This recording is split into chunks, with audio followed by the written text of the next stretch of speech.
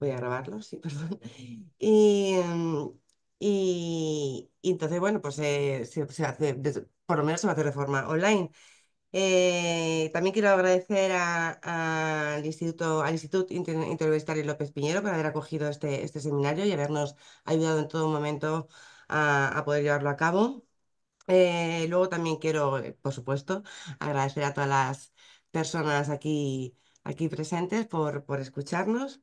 Y nada, eso que es una pena que este encuentro no haya podido celebrarse de forma presencial debido a las incertidumbres meteorológicas, como he dicho antes, pero la prudencia era necesaria tras lo que es lo que habíamos vivido hace no muy poco tiempo, el 29 de octubre. Y bueno, pero esperamos que a pesar de la distancia física, esta cita siga siendo una oportunidad valiosa para acercarse al trabajo y a la experiencia de Lidia Vázquez. Bueno, para mí es un verdadero honor dar la bienvenida y poder presentar a Lidia, que es profesora de la Universidad del País Vasco, eh, que con su trabajo y dedicación a la traducción literaria ha permitido que lectoras y lectores de nuestra lengua puedan disfrutar de algunas de las voces más importantes de la literatura francesa. Desde 1989 ha ejercido una profesión que a menudo permanece en la sombra, pero que es absolutamente imprescindible para tender puentes entre culturas. Y bueno, pues Lidia a lo largo de su extensa trayectoria ha traducido a grandes clásicos como la nueva, lo voy a decir en castellano, ya que es su traducción, la nueva Eloísa de Rousseau, Julieta de Sade, también ha traducido a Baudelaire, a Apollinaire, pero también ha sabido acercarnos a voces contemporáneas que exploran con valentía aspectos importantes de nuestra sociedad, como evidentemente es el caso de Annie Ernaux, que fue Premio Nobel de Literatura en el 2022. También son suyas las traducciones al español de la obra de Kamel Daoud, cuya última novela es ganadora del Premio Goncourt 2024, que se presentará el próximo 25 de marzo en Madrid con la presencia del autor y, por supuesto, de la traductora. Eh, También se puede apreciar, perdón, el compromiso de Lidia con la diversidad y la memoria a través de sus traducciones de la obra de Jean-Baptiste Delamo, Abdel Attaya o Fátima Daaz, autoras y autor, que exploran la identidad, la sexualidad y las migraciones con una mirada muy humana.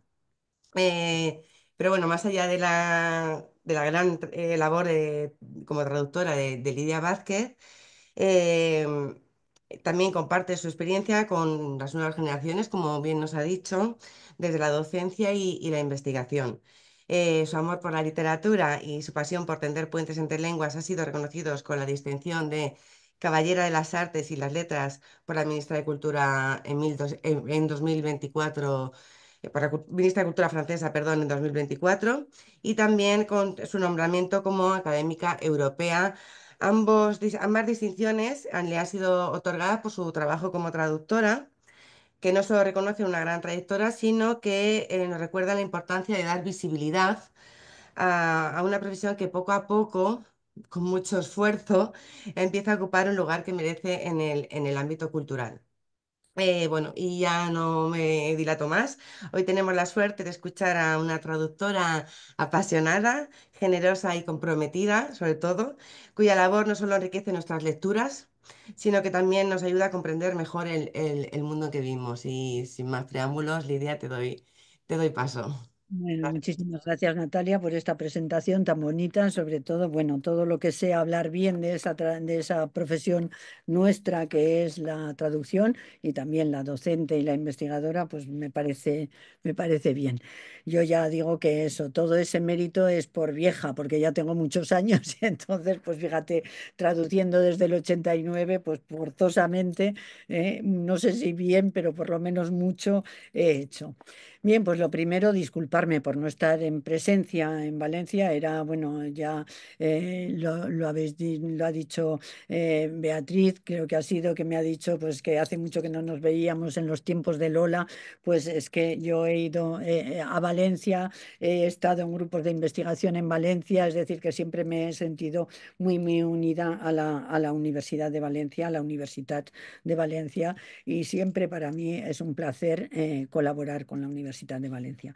Nunca lo había hecho con el Instituto López Piñero y entonces esto, pues cuando me lo propuso Natalia, pues me dijo, ¿podrías hablar de Annie Ernaux y las ciencias? Digo, Annie Ernaux y las ciencias. Y yo pensé, digo, no sé, no veo ciencias en los libros de Annie Ernaux, no veo ciencias, no sé qué puedo hacer. Y entonces, claro, luego lo pensé mejor y dije, hombre, claro que sí, pues claro, pensé inmediatamente en la sociología y en la sociología de Bourdieu. Digo, bueno, aunque no sea una ciencia exacta, pero ciencia es, ciencia humana, entonces ahí sí. Pero la verdad es que nunca había leído ni traducido las obras de Annie Ernaux con esa perspectiva, ¿no? Y entonces al decirme eso Natalia, pues dije, bueno, me voy a volver a releerme los libros desde esta perspectiva y entonces cuando me di cuenta que había encontrado, bueno, la clave, yo creo, de las lecturas de Annie Ernaux o la conexión entre ellas más allá de las vivencias vitales que son siempre sus libros, ¿no? Porque eso es lo fácil, lo que vemos en apariencia, esas vivencias vitales o esos acontecimientos de su propia vida que ella cuenta, pero no veía el hilo conductor que ahora veo de Bourdieu. O sea, en ese sentido, pues le doy muchísimo las gracias a Natalia por haberme abierto los ojos en esa perspectiva. Todavía no he comentado, a Ni sabe que estoy aquí, porque se lo he dicho, bueno, aquí que estoy hablando con vosotros y con vosotras de ella y las ciencias, pero todavía no le he hablado de mi conferencia. Como está en castellano, pues no se la he mandado y pues cuando la vea personalmente se la contaré mejor porque tiene curiosidad por ver lo que yo he dicho. Espero ser fiel a su persona, a su pensamiento y a su literatura. Sin más, porque he intentado acortarla, pero me sale un poquito larga, me lanzo ya a hablar de la sociología en Anierno. La sociología, que como he dicho antes, es una ciencia humana, no una ciencia exacta. Pero, ¿qué quiere decir una ciencia exacta? Pues las ciencias mal llamadas exactas aspiran, bueno, lo digo como no científica, aspiran a acercarse lo más posible a la verdad, mientras que las ciencias humanas serían, en ese sentido, menos rigurosas, es decir, más inexactas, ¿no?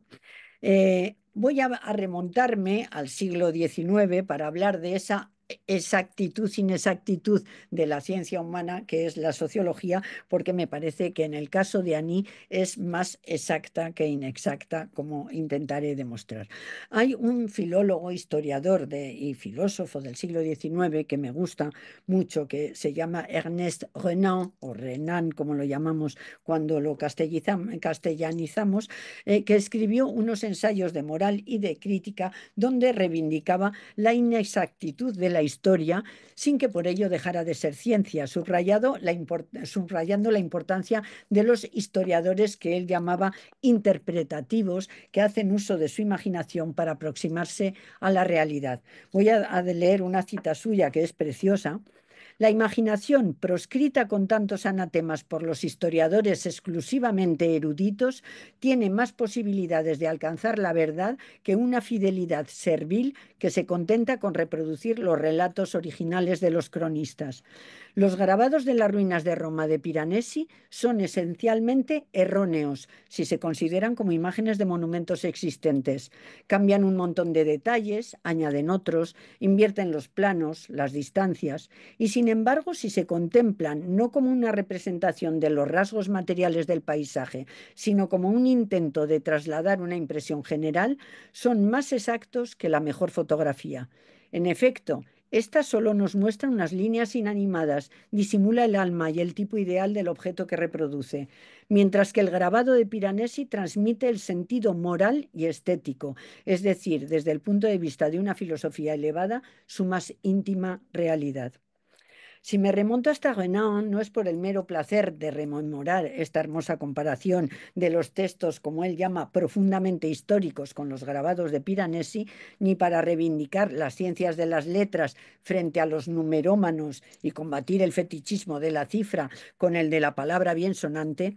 Lo hago porque este insigne pensador francés fue el primero en reprochar a los historiadores no imaginativos, como él los llamaba, a los historiadores aspirantes a un rigor similar al de las ciencias exactas, su manera plana, manière plate, de abordar los acontecimientos humanos en su diacronía. Ese modo de limitarse, decía él, a insignificantes particularidades.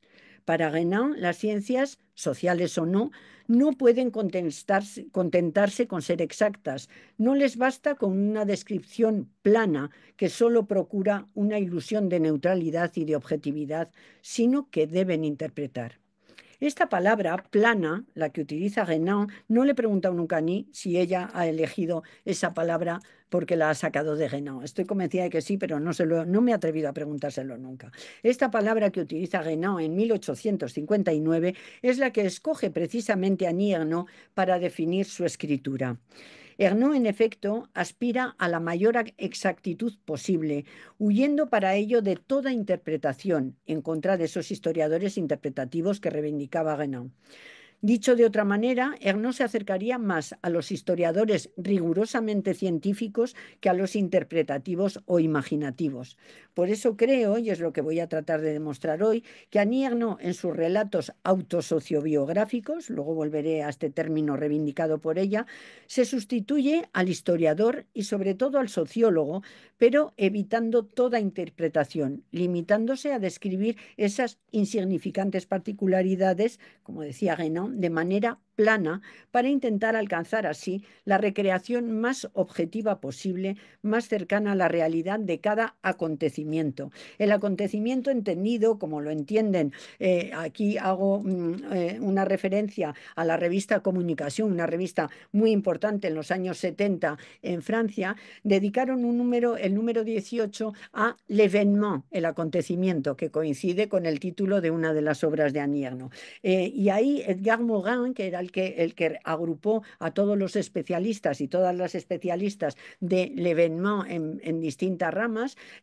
pues abordaba el acontecimiento como algo necesario, como elemento constitutivo del pensamiento histórico y del pensamiento sociológico. Algo que debíamos pensar de otra manera que los historiadores de los acontecimientos, que creían que la historia era una serie de acontecimientos aislados con una serie de fechas aisladas y una serie de nombres y de figuras aisladas.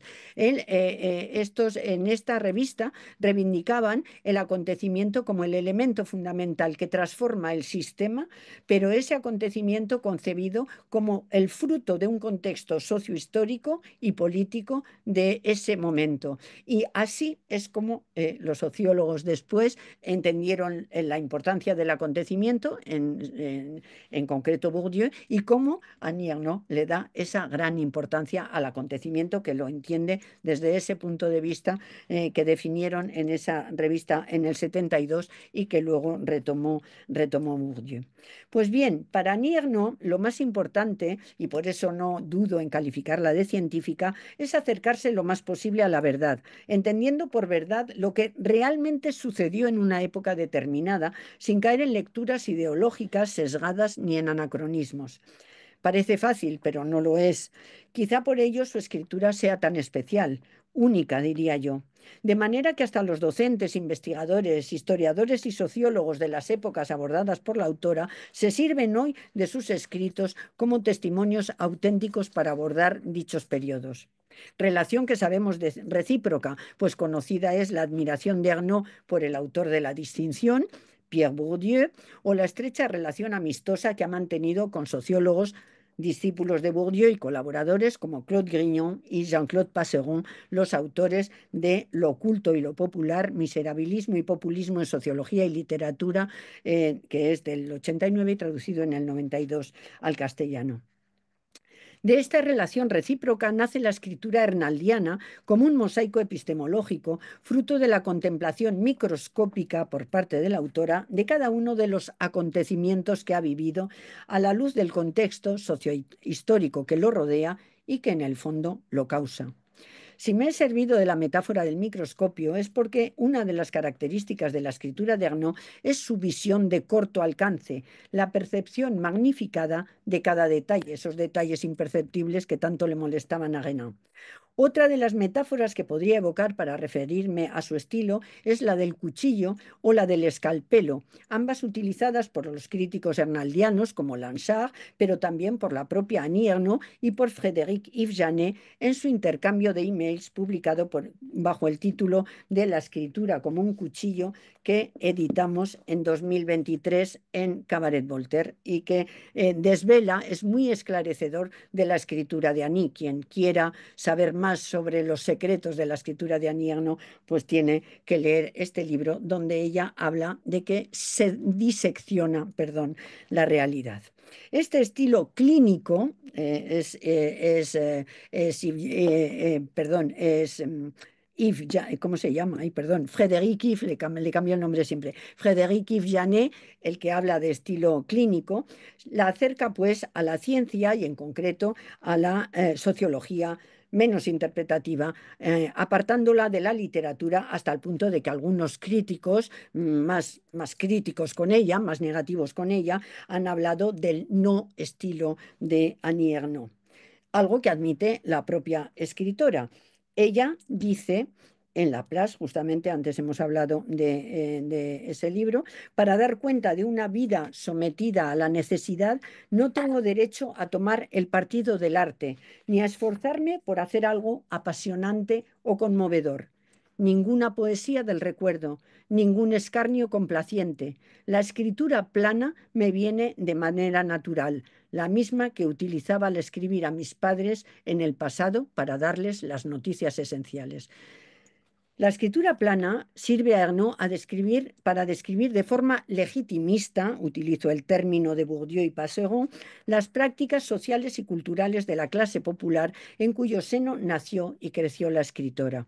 Es cierto que Annie Ernaux se declara tránsfuga de clase por haber accedido a la clase burguesa tras sus estudios superiores, su matrimonio con un burgués, su actividad profesional como docente en instituto primero y en la universidad después, y por fin como escritora de éxito. Pero también es verdad que tanto la temática de muchas de sus obras como su propia actitud vital, presente en todas ellas, se fundamentan en una cultura popular que la autora quiere, de la manera lo más científica posible, legitimar. ¿Y cómo reivindicar la genuinidad de esa cultura sin caer en el populismo o en el miserabilismo? Mediante esa escritura plana, desde luego, pero también abordando todo aquello que la cultura dominante nunca ha elevado al rango de literatura por considerarlo bajo, vulgar en el sentido etimológico de la palabra. No hay jerarquías culturales en Annie Ernaux. Todo es digno de ser escrito, leído, compartido. De su aborto clandestino al Alzheimer de su madre, pasando por sus compras en el hipermercado o su relación apasionada con un hombre casado, todo tiene el mismo derecho a ser narrado. Todo es igual de digno. Todo debe ser narrado sin condescendencia y sin compasión, con dignidad objetiva, con objetividad científica, la que merece una cultura dominada tan legítima como la cultura dominante. De ahí esa frase que pronunció en su discurso y que tanto le criticaron algunos, digo algunos porque fueron más algunos que algunas, de ahí esa frase que pronunció en su discurso en la recepción del Premio Nobel en 2022 y que anotó en su diario con 22 años: escribiré para vengar a mi raza. Ciertamente, esta declaración de intenciones tan contundente puede entenderse en su sentido más poético como un homenaje al verso de Rimbaud: soy de raza inferior desde toda la eternidad, contenido en Una estación en el infierno de este gran poeta. Pero también remite a dicho concepto en sociología. Brun y Cosquer han hecho todo un tratado sobre la sociología de la race, la sociología de la raza, un constructo que se superpone al de clase, identificando como raza noble a la clase dominante y como raza inferior, la misma de Gambo, a la clase dominada. Ernaud tiene sin duda en mente la obra inacabada de Balzac, Les Paysans, lo sigo. Como raza inferior, me he perdido. Ernaud tiene sin duda en mente la obra inacabada de Balzac, Les Paysans, los campesinos, donde el escritor galo constataba la existencia del racismo de clase a través de su personaje, el periodista Émile Blondet, quien, invitado al campo por la condesa Montorquet y a la vista de los labriegos, pondrá en duda su humanidad. Ese es mi semejante. No tenemos en común la forma y ni Digo, aun vale. eso. De esta manera, Nier se acerca a las cuestiones que más interesan a los sociólogos de la legitimidad y la poslegitimidad cultural, a Bourdieu, a Grignon, a Passeron, pero también a Max Weber, a Richard Hogarth o a sociolingüistas como William Labov. La legitimidad cultural es consecuencia del relativismo cultural defendido esencialmente por Pierre Bourdieu. El relativismo cultural conlleva el primer acto de justicia descriptiva al reconocer a las culturas populares su derecho a poseer un significado propio. En efecto, Bourdieu considera las culturas dominadas como expresiones culturales genuinas y ello en su expresión legítima, es decir, en sus propias lenguas o idiolectos, grupales. Para garantizar dicho reconocimiento, el relativismo cultural defiende la necesidad de un esfuerzo deliberado y profundo para otorgar autonomía a esas culturas, tratándolas como si no estuvieran sometidas a dominación, aunque por supuesto sin considerarlas dominantes. Dicha perspectiva, más artificial que en el caso del acercamiento a culturas exógenas, es un primer paso necesario, sin embargo, para legitimar la cultura popular, considerarla de manera autónoma e independiente.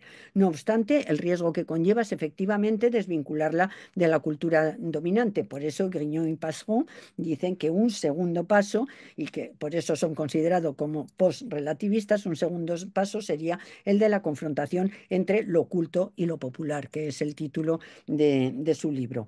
Eso es lo que hace exactamente Annie Ernaux en todos sus libros.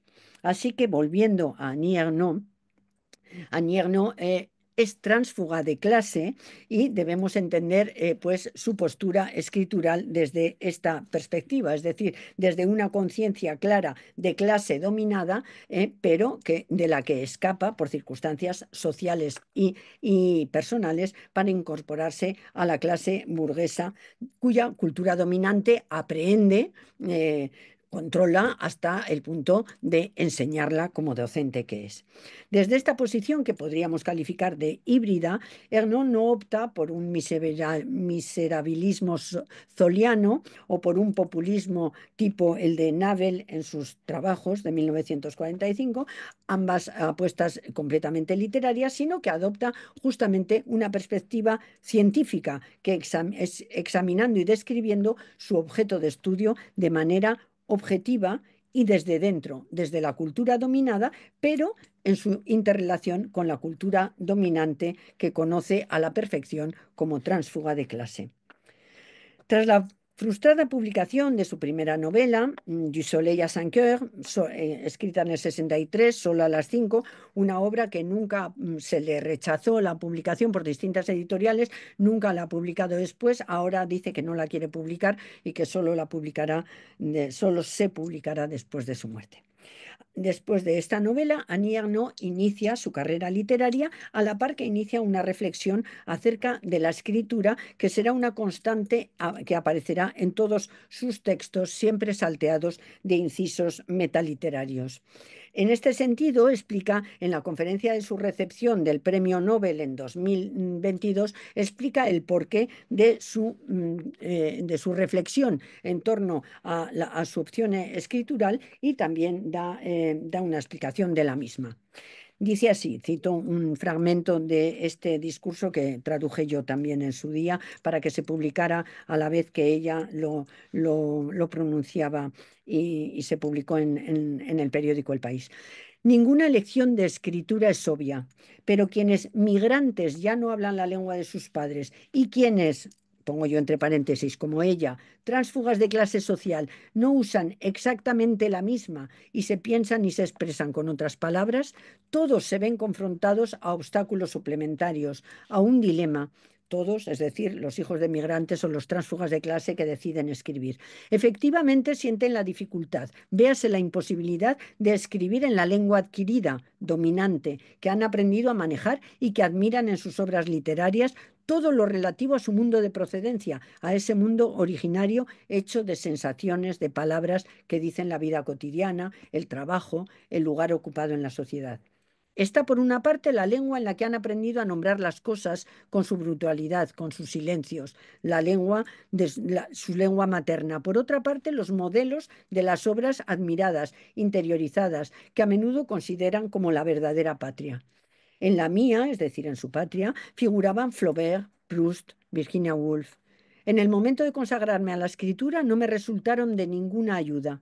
Necesitaba romper con ese escribir bien, con la bella frase, esa misma que enseñaba yo a mis alumnos, para extirpar, exhibir y comprender el desgarro que me penetraba.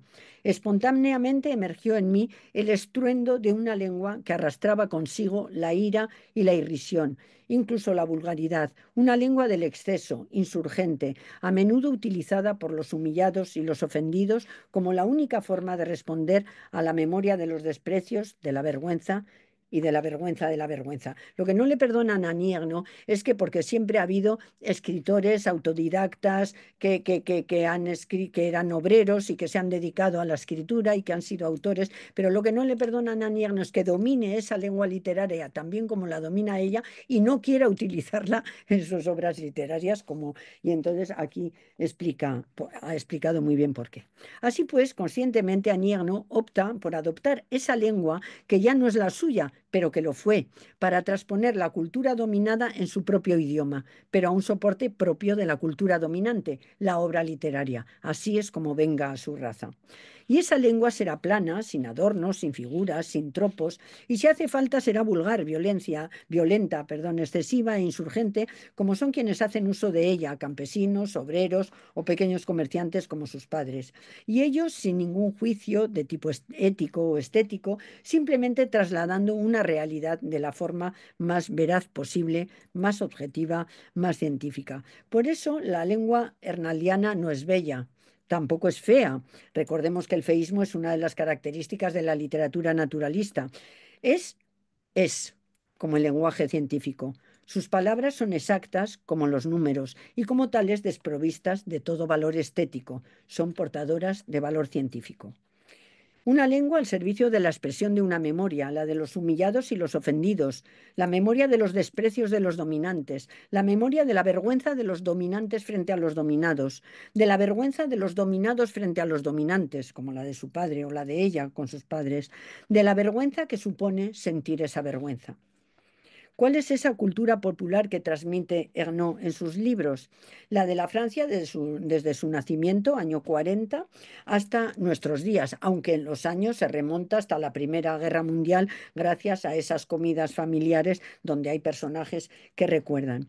Por eso, los acontecimientos que le suceden, punto de partida siempre de sus narraciones, no pueden ser considerados como meramente autoficcionales, ni siquiera como autoficcionales simplemente, sino como autos sociobiográficos, en el sentido de que son acontecimientos que le han sucedido a ella en un contexto sociopolítico histórico determinado y como a ella a mucha más gente. Quizá por eso tiene tantos lectores y tantas lectoras.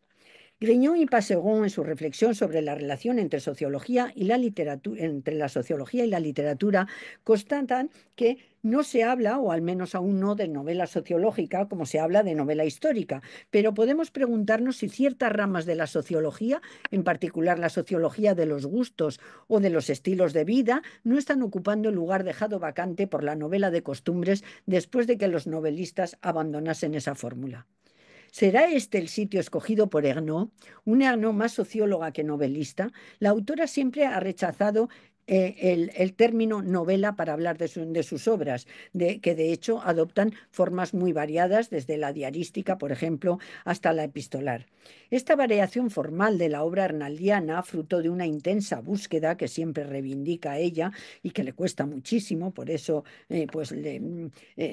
tarda en darle realmente forma a cada obra que piensa y que imagina, surge de la voluntad de dar cuenta, como ella decía, de una vida sometida a la necesidad, la vida de sus padres, pero también la vida de ella niña, la vida de ella joven estudiante, la vida de ella esposa, madre, profesora y por fin escritora o residente en Cergy, esa ciudad nueva de las afueras de París, con lo que ello conlleva, o hija, por ejemplo, de una madre enferma. Circunstancias todas ellas que van a ser expuestas con frialdad, con la mayor objetividad posible, sin parti pris. Solo así puede evitarse la traición de clase y lograr vengar a su raza.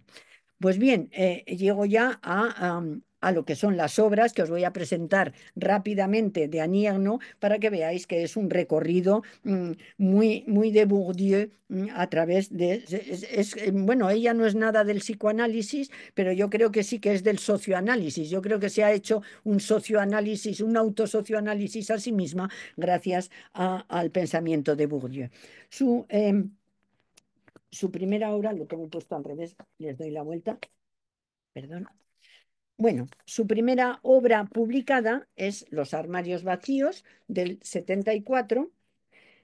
En esta obra todavía se califica como novela porque la protagonista no se llama Annie Ernaux. Esto sucederá a partir de la place, del lugar, y donde ya aparecerá Annie Ernaux como tal. Y aquí aparece Denis Lessure, pero es una novela claramente autoficcional en este sentido. Las dos únicas novelas que tenemos donde no es todavía Annie Ernaux son sus dos primeras, es decir, Los armarios vacíos y Lo que ellos dicen o nada, donde aquí se llama Anne, ya se parece más a Annie el nombre de la protagonista, pero todavía no es Annie y a partir de ahí ya será. No los voy a presentar en un orden, sino que los voy a presentar de forma temática.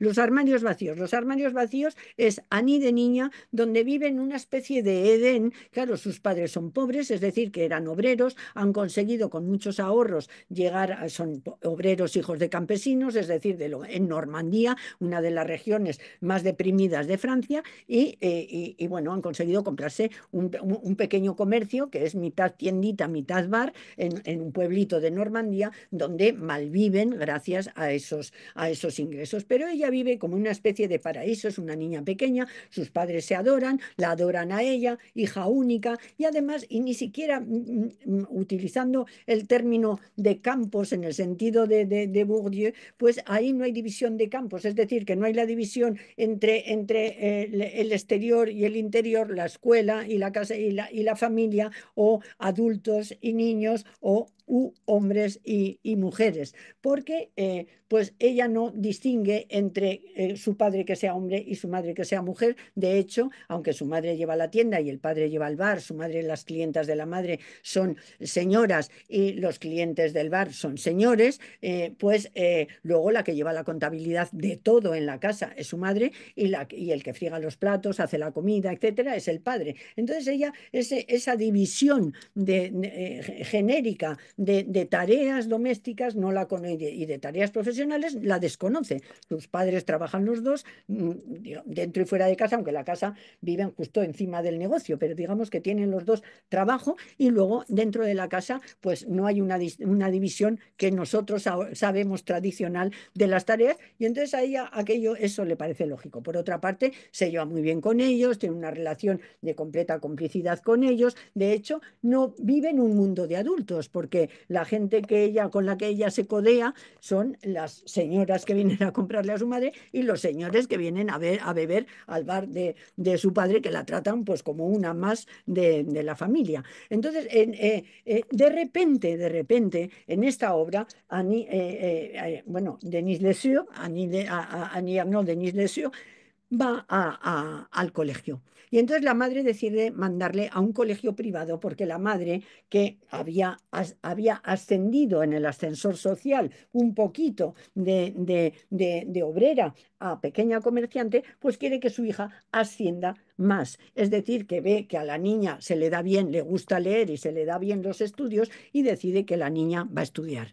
Y entonces la mandan a un colegio privado burgués, donde la mayoría de las niñas, entonces estamos todavía en época de segregación escolar, de segregación genérica escolar, es decir, que es un colegio de niñas, y entonces va a ir a un colegio de niñas donde la mayoría de las niñas son hijas de burgueses, hijas de grandes comerciantes o de padres que trabajan en profesiones liberales y de madres que no trabajan. Entonces, de repente, ella entra ahí en ese mundo donde ve la tensión de esos campos, de repente ve el mundo dividido entre los ricos y los pobres, algo que ella desconocía, entre los dominantes y los dominados, y ve la oposición también o la tensión entre el mundo de los hombres y las mujeres, puesto que solo hay mujeres, mientras que en su casa hay tantos hombres como mujeres en un lado y en otro. Entonces, de repente en la escuela solo hay mujeres, con lo cual es consciente de la ausencia de los hombres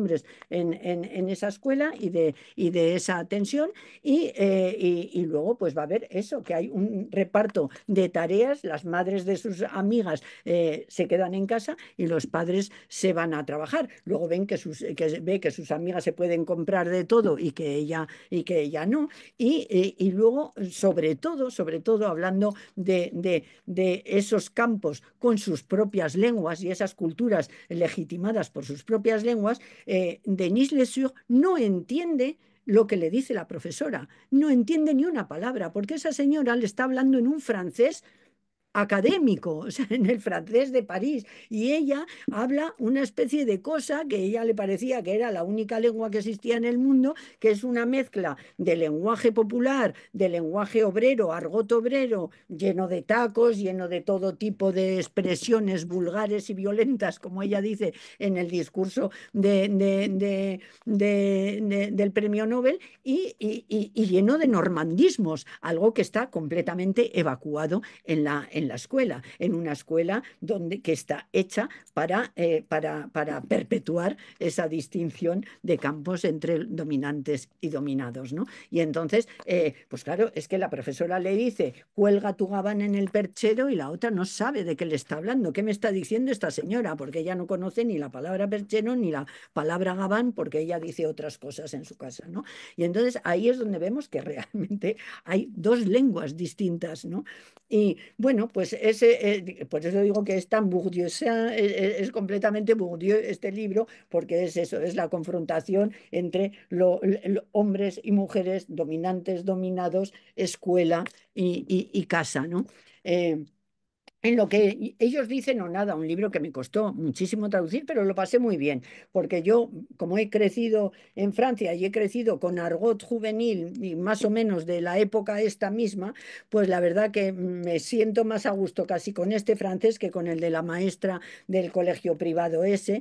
Y entonces aquí ella es una adolescente que se va a enfrentar al mundo de los adultos. Entonces ya al final de Los armarios vacíos empieza a sentir vergüenza de sus padres. ¿Por qué? Porque poco a poco va asimilando esa cultura dominante de la escuela privada. Y entonces va viendo que sus padres son vulgares, que no hablan bien, justamente, que comen con la boca abierta, que tienen gestos groseros, que etcétera. Y entonces, bueno, no, es que hasta incluso no tiene separación para dormir entre la cama de sus padres y la de ella. Esas cosas, incluso el concepto de privacidad y de intimidad, según en qué clase estemos, ¿no? Entonces, todos estos descubrimientos, pues llegan a la crisis de la adolescencia, que es un libro que recomiendo yo a todos los padres de adolescentes para que se lo aprendan de memoria, para que vean cómo son los y las adolescentes, ¿no? Cómo consideran, es lo que ellos dicen o nada, pues eso, ya está todo dicho en el título, ¿no? Por aquí me entra, por aquí me sale, que incluso le dije, podíamos traducirlo así el título, porque quiere decir más o menos eso, ¿no? Entonces, bueno, está escrito en un argot de adolescentes, claro, yo le dije, pero bueno, aquí tenías menos de 17 años, ¿cómo lo conseguiste, no? Y entonces, claro, entonces es el enfrentamiento entre el mundo de la adolescencia y el mundo de los adultos, ¿no? Y me dice, bueno, pues porque ella empieza a escribir su diario a los 17 años, que ya es más mayor mayorcita que aquí. Y entonces me dice, no, pues entonces estaba yo dando clase en ANSI y tenía alumnas de esta edad y entonces me inspiraron muchísimo para este léxico, ¿no? Entonces, bueno, pues gracias a eso, bueno, este libro está escrito eso, en otra lengua que el francés. Este libro no está escrito en francés, está escrito en un idiolecto, como diría, bueno, pues la voz decía que esta es la lengua y que lo otro es el idiolecto, ¿no? Hablando de las lenguas de los negros, de los guetos en Nueva York, decía, no, no, esa es la lengua de verdad y lo que hablan los otros, ese es el idiolecto. Bueno, pues esta sería la lengua de verdad, por lo menos la que tiene alma, como decía Renan, y no la de los otros, ¿no? Luego, pues ya llegamos a una Annie que por primera vez sale de casa. Bueno, se sale de casa con 17, sale de casa con 17 años para ser monitora en unas colonias de vacances, que yo me identifico muchísimo en este libro, aunque no me pasa lo mismo que a ella, por suerte, pero porque yo también salí de casa a ser monitora en colonia de vacances en Francia, ¿no? Y entonces ella sale y por primera vez está lejos de su casa, de sus padres, con la euforia que eso le provoca. Después de la crisis de la adolescencia aquí, pues está deseando largarse y que su madre deje de vigilarla, ¿no? Y entonces se va a esta colonia y lo que pasa es, y es la primera confrontación con el campo de los hombres. O sea, aquí ya ha tenido alguna relación afectiva, pero sin tener relaciones sexuales, y aquí es cuando hace irrupción toda la violencia de las relaciones sexuales entre chicas y chicos jóvenes. Entonces, bueno, pues ella se enamora, como todas las demás monitoras, del monitor jefe, y entonces el monitor jefe acaba violándola brutalmente. Entonces, bueno, se ha hablado mucho de este libro, porque en este libro no aparece la palabra violación, no lo cuenta así, Annie, y entonces le han preguntado por qué, y entonces ella dice, sí que fue una violación, pero si no pongo la palabra es porque yo entonces no lo viví así, y en mi diario no lo cuento así, porque yo pensaba que las cosas eran así. Es para que veáis la confrontación de dos campos que están completamente incomunicados. No tenía ninguna relación con los hombres, no los conocía en absoluto. Y esa brutalidad de ese hombre, que a lo mejor también es fruto, o sin a lo mejor, de ese aislamiento, de ese no contacto con el mundo femenino, pues al chico le hace ser brutal porque no sabe comportarse de otra manera y ahí a pensar que eso es lo normal. Las cosas serán así, piensa ella, ¿no? De tal forma que incluso después de la violación, ella le está esperando en la habitación a ver si él viene a despedirse, porque al día siguiente se va de la colonia, ¿no? Entonces, bueno, pues es un libro. Yo hablé en un congreso de feministas sobre el consentimiento en Annie Ernaux y la verdad que no, a las feministas a esas feministas no les gusta nada este libro precisamente porque el consentimiento queda, o sea, porque se habla de esa zona gris, justamente, ¿no? A mí me parece que lo de la zona gris es tan importante que sí que hay que contarlo, sobre todo cuando se ha vivido como tal, como es el caso de Annie, ¿no? Luego, bueno, vuelvo a un poco de trampa. Como solo saco los libros que he traducido yo, pues entonces no puedo sacar el del acontecimiento, porque ese no lo he traducido yo, pero sí que lo voy a traducir, ¿eh? Porque ya han perdido los derechos Tusquets y entonces los hemos recuperado nosotros en Gallimard y a partir de 2026 creo que es, retraduciré los libros traducidos en Tusquets, de momento que son tan importantes como La vergüenza, El lugar o El acontecimiento. Entonces, el acontecimiento bueno, pues es el acontecimiento más importante en la vida de Annie, de todos los que ha relatado, y es el aborto clandestino que sufrió. Entonces, sí, enseño este libro es porque este libro empieza, a pesar de ser el libro que cuenta su infancia, la cuenta retroactivamente y empieza contando lo que decía yo de forma microscópica, el aborto. Ya un aborto clandestino es un horror, eso lo sabemos todas y lo sabemos todas las de aquella época en las que el aborto no era legal y yo pues tuve la suerte de no padecerlo, pero sí que acompañé a amigas a esas faises d'ange, a esas hacedoras de ángeles, como se les llama en francés, a las aborteras que te abortaban en su casa sin ninguna garantía médica y aséptica, etcétera, ¿no? Y entonces, bueno, pues en los armarios vacíos empieza contando con todo detalle minucioso, cómo es esa sensación después de que esa mujer le meta el alambre dentro, etcétera, ¿no? Y es una cosa terrible, porque eso nunca se había contado así en el acontecimiento, en el libro que se titula así, del que ha habido una película que a ella le gusta, a mí también me gustó, pues se ve perfectamente la brutalidad de este acontecimiento, ¿no? Que ella tuvo que vivir.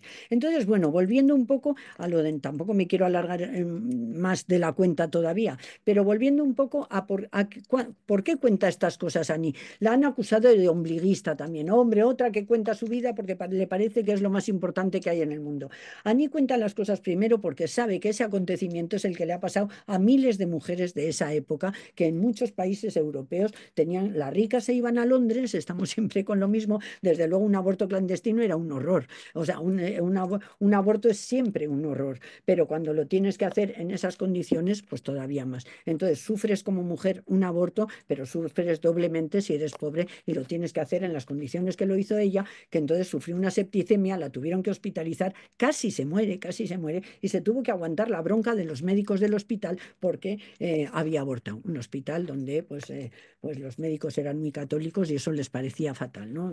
Parece ser que cuando escribió el acontecimiento me dijo Ani que uno de los médicos le escribió para disculparse porque era uno de los que le había puesto verde en aquella época cuando estaba ella medio muriéndose, ¿no? Encima le riñen, ¿no? Bueno, pues lo que decía es eso, que no está contando su vida, sino que está contando acontecimientos que han sido los de muchas mujeres y muchos dominados o dominadas. Es decir, que volviendo un poco al análisis de Bourdieu, ella se da la palabra a sí misma como representante, por decirlo de alguna forma, de esa clase dominada y de esas mujeres sometidas. En La mujer helada, bueno, pues se lleva el chasco de su vida porque, claro, después de hacer estudios superiores, enamorarse de un burgués, pero que es muy libre y muy de izquierdas y muy, claro, viven mayor 68 juntos, pues todo eso tienen en común, ¿no? Se casan y resulta que después de casados las cosas cambian completamente. Y él le dice, bueno, vamos a tener hijos, los vas a criar tú vas a dejar de trabajar, te vas a ocupar de ellos, yo voy a seguir mi carrera profesional y quiero que lleves a los niños a la escuela, que los vayas a buscar, que les prepares la comida, que me tengas lavada la ropa y me tengas preparada la cena para cuando yo acabe de trabajar y vuelva a casa. Y entonces ella, que 2 años antes con el novio se reían de esas mujeres que iban con el carrito del coche o con el carrito de la compra al hipermercado a comprar y decía, yo nunca seré de esas, pues de repente se ve como esas, una mujer helada. Una situación de la que le costará muchísimo salir, porque eso, yo me acuerdo cuando leí este libro, que yo el primer libro que puse a las alumnas como lectura obligatoria en clase del siglo XX fueron Los armarios vacíos. Ese me gustaba mucho, pero con este estaba yo medio enfadada, porque me parecía que no reaccionaba justamente. Digo, pero bueno, a esta mujer, ¿qué hay que hacerle para que reaccione y se divorcie de ese señor, ¿no? O lo cambia o se divorcia, una de dos, pero lo que no puede hacer es seguir años así. Pero claro, no es tan fácil como parece, no es tan fácil como parece. Entonces ahí es donde me di cuenta también que Anier no tiene un feminismo más moderno que el de Simone de Beauvoir. Es decir, que ya no tenemos que ser esas mujeres perfectas. Claro, Simone de Beauvoir ya me pertenecía a la élite desde pequeña, pues para ella era más fácil. Pero ser una mujer perfecta, ¿no? Pues no es tan fácil como parece, liberada, pero buena madre, buena esposa y además liberada y además trabajando fuera y además escribiendo, pues no es tan fácil, ¿no? Y entonces, bueno, pues luego me di cuenta que lo que estaba contando era lo que le pasaba a muchas mujeres que, bueno, al final acabaron divorciándose porque ella acabó divorciándose felizmente, ¿no? Y consiguió vivir su propia vida. Ahora cuento ya sus aventuras amorosas, que ha tenido varias, como todas sabemos porque leemos sus obras, y entonces tiene Pasión simple, que quiero traducir así porque está fatal traducido en Tusquets, lo siento en el alma, por pura pasión, que parece un novelón venezolano, y a Nier no le puso Pasión pensando en Descartes, ¿no? Y en que hay pasiones simples y secundarias o complejas, y entonces el amor es una pasión simple, o sea que hay que traducir por pasión simple. Pues hizo pasión simple y luego de esa misma historia publicó Perderse. Perderse, que es el diario de esa pasión simple. Entonces, Pasión Simple lo escribió a partir de este diario y como no se quedó contenta, luego publicó el diario, que no estaba hecho para ser publicado y que este yo sí que lo traduje. Entonces aquí, pues es la alienación más completa y más horrible en una pasión amorosa. Se enamora de un estúpido integral, casado, es un ruso que trabaja, un ruso diplomático que trabaja en la embajada rusa, y entonces que la tiene completamente sojuzgada y además, pues claro, él va a casa de ella, porque en casa de él no se puede, claro que está casado, y entonces va cuando, cómo y por qué quiere. Y ella está a todas horas sin atreverse a moverse de casa por si acaso viene. Y entonces a ver si escucha, a ver si le llama por teléfono, a ver si escucha el ruido del coche cuando llega, porque está completamente sometida a ese señor. Entonces es una historia de alienación amorosa, pero que claro, o sea, por un lado, quien esté libre que tire la primera piedra y por otro lado, sobre todo, lo mismo que digo de la mujer helada, esto es una situación que pasa más a las mujeres que a los hombres. Quiero decir que con esto que estamos en Bourdieu también, ¿no? Estamos en una confrontación del campo femenino y del campo masculino donde los que se pueden permitir el lujo de tener amantes estando casados son ellos. Eso es el 99% de los casos y el 1% restantes son mujeres casadas que se permiten tener el lujo de amantes no casados, ¿no? Entonces, está hablando de una situación que es consecuencia de una desigualdad genérica. Lo mismo que La ocupación, que es un libro que me encanta, muy pequeñito, y que cuenta maravillosamente bien los celos, y decimos, bueno, pues estamos, es eso, es toda la mente y todo el cuerpo ocupado por una sola cosa que son los celos, ¿no? Entonces, ella tiene celos de la otra.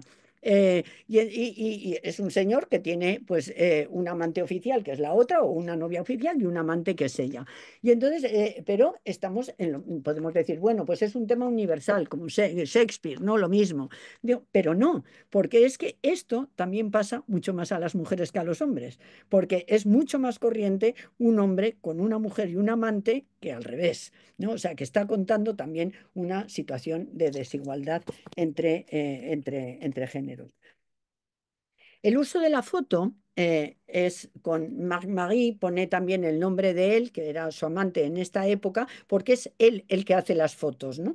Entonces, las fotos son preciosas, nosotros las reprodujimos en color, en Gallimard está en blanco y negro, nosotros reprodujimos el cuadernillo en color, entonces ella nos tuvo que dar los negativos en color, porque Gallimard solo tenía las pruebas en blanco y negro, nos parecía importante el color, y como veis, no aparecen los personajes, siempre es la ropa. Es decir, que Marc-Marie fotografiaba la ropa de cuando él llegaba a casa de ella, se desnudaban los dos con mucha pasión y hacían el amor. Entonces, esto pues sería una historia banal de pasión amorosa, menos negativa que la de Perderse, porque se querían mucho los dos, es una relación muy equilibrada y muy bonita, salvo que ella está enferma de cáncer de pecho y en ese momento está recibiendo quimioterapia. Y cuenta la quimioterapia con la misma minuciosidad que nos contaba el aborto. Y es tremendo. Y entonces, está calva y tiene que llevar peluca, pero se quita la peluca para tener relaciones sexuales con él, para tener sexo con Marc-Marie. Y entonces es algo mucho más importante que todo eso. Es el tema del tabú de las relaciones sexuales de las mujeres cuando están enfermas. Los hombres enfermos pueden tener relaciones sexuales, las mujeres enfermas no. Y si es de cáncer de pecho, con una ablación de pecho, menos todavía. Pues aquí se cuenta que sí. Que eso es posible y lo cuenta con todo detalle. Entonces es mucho más que contar una relación amorosa, es contar otra vez una desigualdad genérica. En El hombre joven es evidente, es su último libro, ahí cuenta la relación de ella mayor con un chico joven que es un admirador de su producción literaria, de sus obras literarias, que le escribe, que queda, no sé qué, y acaban enrollándose y acaban teniendo una relación preciosa y bueno, pues se van, se pasean por París, se quedan en restaurantes y se van a cenar a un restaurante a París y entonces todo el mundo los mira fatal. Entonces, bueno, pues ahora dicen, no, que gracias a Macron y a su mujer, pues está la cosa más asimilada. Pues no, o sea, sigue siendo la excepción de la regla y siguen mirándote mal, ¿no? Cuando va una señora mayor con un chico joven del brazo, ¿no? La única diferencia es que como esto lo ha escrito ya de muy mayor, dice ya vergüenza ninguna, ¿no? Toda esa vergüenza de la que habla antes, pues aquí ya vergüenza ninguna.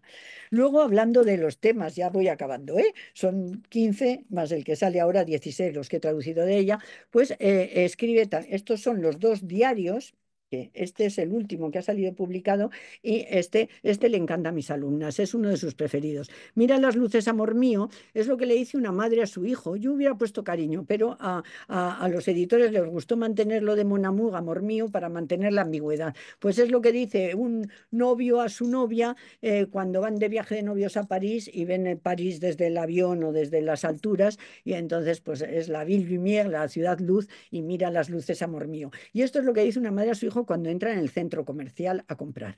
Entonces ese es el nuevo mundo, ¿no? Las luces de ahora son las del centro comercial, sobre todo en esas ciudades nuevas donde el único sitio donde pueden ir a comprar es el centro comercial, donde está el hipermercado y todas las tiendas alrededor. Y entonces todo sucede en un hipermercado. Es el único libro en el mundo donde todo sucede en un hipermercado. Bueno, pues es un análisis sociológico maravilloso de clientes, cajeras, encargadas, de los productos, dónde, qué se vende, cómo se vende, por qué se vende, etcétera. Es increíble, es estupendo este diario. El diario de la fuera es fenomenal porque es todo lo contrario del diario íntimo que ella tiene, entonces tiene un diario íntimo y tiene un diario de escritura, que es distinto, el diario íntimo, y luego tiene un diario de la afuera. Y estos son partes de ese diario de afuera que ella también escribe, que es todo lo que pasa por fuera y ella ve, ¿no? Entonces aquí actúa como testigo y entonces, bueno, pues es en el RER, es decir, el metro ese que le lleva de las afueras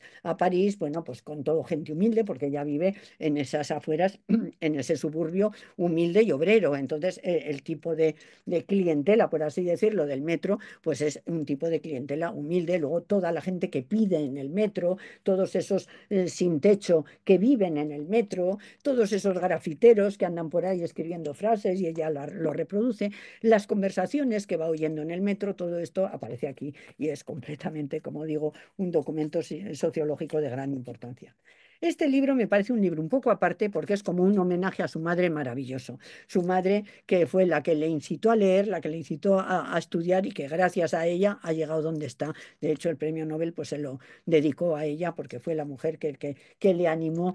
Era una gran lectora, o sea, leía en voz alta porque todavía no había sido capaz de interiorizar la lectura y leía en voz alta y leía esas novelas de kiosco románticas que eran las que le gustaban a ella, pero se pegaba el día entre novelas, o sea que luego pues ella cuando es adolescente le da mucha vergüenza que su madre lea esas cosas, pero luego reconocerá que era muy importante esa cultura popular, porque luego se lo contaba a su hija o le pasaba los libros a su hija, esa cultura popular se la debe en gran parte a ella, es un libro precioso. No he salido de mi noche, habla del Alzheimer de su madre, es una continuación de ese homenaje a su madre, es tremendo, dice, bueno, mi madre se murió tal día y Simón de Beauvoir 6 días después, bueno, o 6 semanas después. Bueno, pues eso es lo que hace Annie. O sea, es tan importante su madre, claro, y no habla de ella como su madre, sino como una mujer. Es tan importante una mujer como otra, da igual que sea Simone de Beauvoir o que sea la dueña de una tiendecita en un pueblecito de Normandía. Todas tienen la misma importancia. Y es una pena que se mueran, ¿no? Es una pena que esta mujer se muriera en una residencia para pobres, ¿no? Porque pues era una señora humilde que no se podía pagar ni grandes tratamientos, ni grandes cuidadoras, etcétera. La cuidadora tiene que ser ella. Este libro no solo es una llamada de atención al destino de los dominados viejos, porque la vejez también es importante en la obra de Annie, sino un homenaje también a las cuidadoras mujeres, porque en el 90% de los casos son las mujeres las que cuidan de los mayores, ¿no? Y luego, bueno, pues los años que es el libro para mí más completo de Annie, el que, bueno, el que dijeron que gracias a este libro se le daba el premio Nobel, desde luego el premio Formentor se le dio porque había por fin publicado un libro más serio, decía, no más completo. Bueno, la verdad es que, bueno, también es muy Bourdieu en el sentido en que reescribe la historia completa, y claro, este libro, no sé si le hubiera gustado a Guénon, yo creo que sí, a pesar de todo, pero reescribe la historia completa desde el punto de vista de los dominados todo el siglo XX, porque como decía, empieza en el 40 cuando ella nace, pero como los que se sientan a comer en su casa cuentan lo de antes, pues al final nos remontamos hasta los poilus de la Primera Guerra Mundial, ¿no? Y entonces, bueno, pues toda la historia del siglo XX entera está contada desde el punto de vista de los dominados y de la cultura de los dominados. Y esto es un compendio de cultura popular de todo el siglo XX, algo pues que la gente no sabía, incluso mayo del 68 que se lo vive en Normandía, no se lo vive en París, no tira adoquines, se entera como de lejos, ¿no? O sea, que todo está contado desde eso, y también desde provincias, que es otra oposición, ¿no? Lo de París y provincias. Bueno, pues que es algo importante, ¿no? Entonces este libro me parece completísimo, me costó muchísimo, como decía al principio, traducirlo, porque fue el que más adaptaciones me exigió y entonces no quería que el libro se me fuera de las manos y de repente hacer una españolada, ¿no? Pero entonces me costó mucho mantener ahí el equilibrio.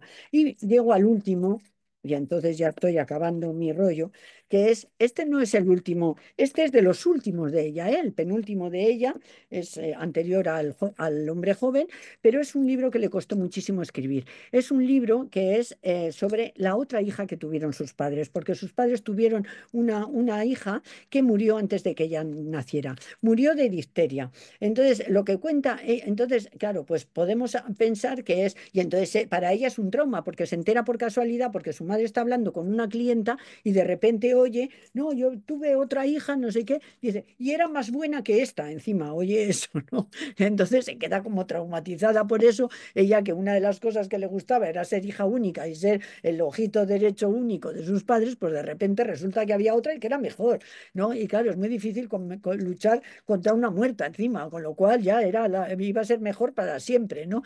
Y entonces, pero claro, y es pues lo de los celos del hermano ese invisible, pero va mucho más allá en el sentido de que denuncia que en esa época ya había vacuna y no ya había llegado a los pueblos de Normandía, es decir, que su hermana se habría salvado si no hubiera sido por vivir, por ser pobre y vivir en un pueblo de Normandía.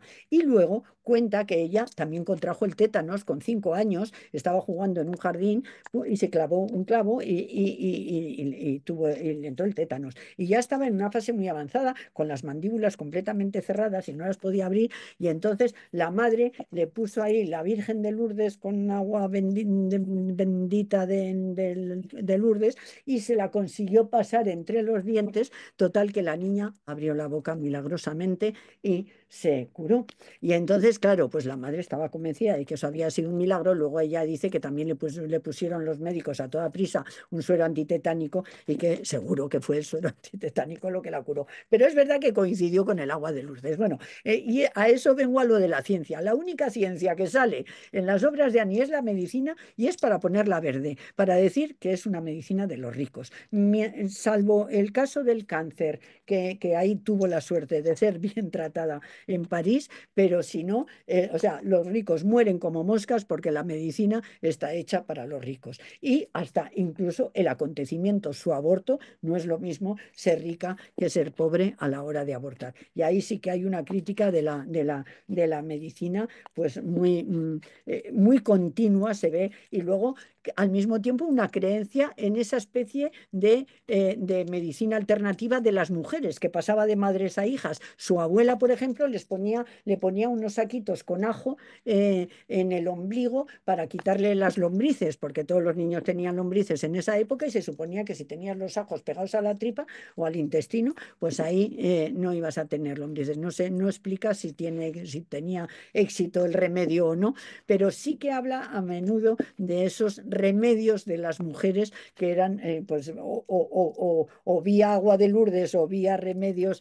caseros de toda la vida, esas cosas que eran la otra medicina que utilizaba el pueblo y que a veces era igual de válida, bastaba con creer, ¿no? Igual de válida o más que las otras. Bueno, y ya tengo como una hoja de conclusión que leo, pero que es, a ver. En general, la literatura se ha hallado históricamente vinculada al campo burgués, al modo de vida dominante de una época determinada. Y aquí es donde Anierno contraviene la tradición, incluida hasta el Nouveau Roman, para intentar otra cosa, otra escritura entre la literatura, la sociología y la historia, es ella la que lo dice, alineándose con los sociólogos, los historiadores de la vida cotidiana y de las mentalidades. Si es verdad que la tendencia de la narrativa francófona actual, autores y autoras que tú has nombrado, es autoficcional y conlleva siempre o casi siempre la expresión de una sociología implícita, como dice Ledan. En el caso de Arnaud podemos hablar de textos abiertamente sociológicos, donde lo social, ciertamente visto desde dentro, con un yo más o menos agentivo, pero siempre representativo de un yo colectivo popular y femenino, prima sobre lo demás como fin último del desafío escritural. Annie Arnaud escribe, se escribe para reflejar esos campos dominados, el de los pobres, el de las mujeres, con su capital cultural y sus hábitos bien definidos. La aproximación de la sociología burguesiana ha servido a la autora para colocarse en la posición de la científica, en la distancia necesaria para llegar a dar con la verdad. Esa verdad que desde pequeña, en todas sus relaciones con sus padres, sus parejas, los otros, odia las mentiras, que sus padres no le hubieran dicho lo de la hija, por ejemplo, etcétera. Sí, esa verdad que siempre persiguió, que siempre la ha obsesionado. Su fin, pues, es componer un panorama de la clase dominada para hablar de sus humillaciones, su vergüenza y sobre todo de su cultura, comida, ropa, canciones, películas, folletines, revista, publicidad, etcétera, que no por ser otra es menos digna, y ello mediante la expresión en su propio lenguaje, pero alejada totalmente de ese miserabilismo o populismo del que hablaba antes. Esta lengua hernaldiana, nacida de la cultura dominada, utilizada desde el conocimiento de la otra lengua, pero sin interferencia con ella, indisociable de sus formas también populares, la carta, las listas, las digresiones, las anotaciones, las fotos, los grafitis, conforman un estilo expresivo único al servicio de una dignificación y una visibilidad sociológicas de la raza de la autora, la de las mujeres, la de los humildes. Y todo ello gracias a una ciencia, la sociológica, que ha permitido a Nierno hacer uso de esa lengua plana, científica, exacta, para trasladar mejor el hábitus de sus semejantes a un lectorado que también se ha fugado con ella,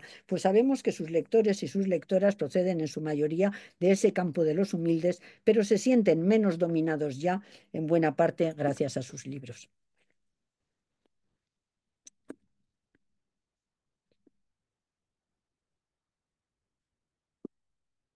No te oigo, Natalia. No te oigo el micro.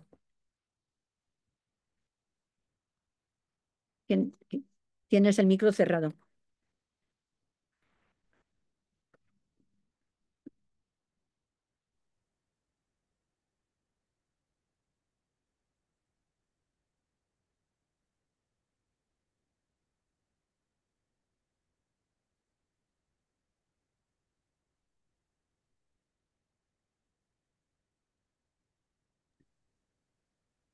Ahora. Es que Vale, no vale. podía, no podía, Vale, vale, vale, vale, vale, como vale. me había silenciado Chimo Ya, todo, ya lo he visto, lo he visto, lo he visto, sí. Mm. nada, que me ha encantado. Le dio muchísimas gracias, pero claro, no podía hablar, estaba ahí. He sido un poquito larga, ¿verdad? Mm. Bueno, no, estamos como estamos en tiempo y es online, no sé, Chimo, hasta que más o menos el instituto no va a cerrar, Sí, quiero sí, no hay decir. problema. Adelante. No hay problema, claro, por la longitud. ¿Hay alguna pregunta? Bueno, espero que sí, ¿eh? Bueno, comentar, Bueno, yo sí, seguro. llevarme la contraria, decir que no. Soy Julia. Muy bien, Soy hola, Julia. Julia. Voy a abrir el vídeo. Soy Julia, la compañera de Natalia del departamento. No sé si se me oye porque tengo mala... No sé. Se Sí, corta un poco sí, se desbloquea un poco, se hiela la imagen. y se corta un poco la voz también, sí. Es el problema luego con esto, con las Claro, Un comunicaciones. poco. Bueno, ¿me oye también? Sí, sí, Así. ya. Bueno, Julia, ahora me mejor oís sin, mejor, ¿no? sin vídeo, Sí, mejor. sin vídeo, vale, de acuerdo. Pues ya está, como ya me habéis visto, ya no hace falta. Eh, Lidia, muchas gracias. Me ha parecido muy, muy interesante. Ya se ha cortado. No la oímos, ¿verdad? no, no se oye. No se oye, Julia. Con, pues, no es que me sea identificado de lo que has dicho. ¿No se oye? Ahora Ahora sí, Ay, qué sí. pena.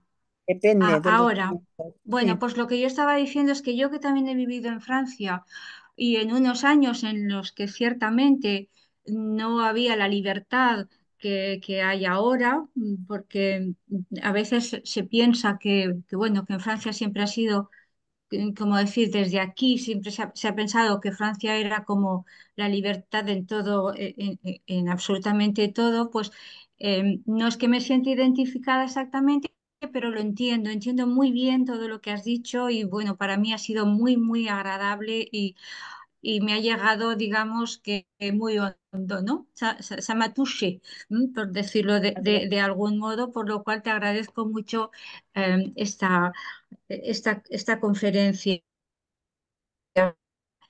Y Otra vez se ha cortado, Julia. ah, ah, Nada, no se oye. qué rabia. Ya. ¿Ahora? Ahora sí. ¿Ahora? ¿Ahora ya? Sí.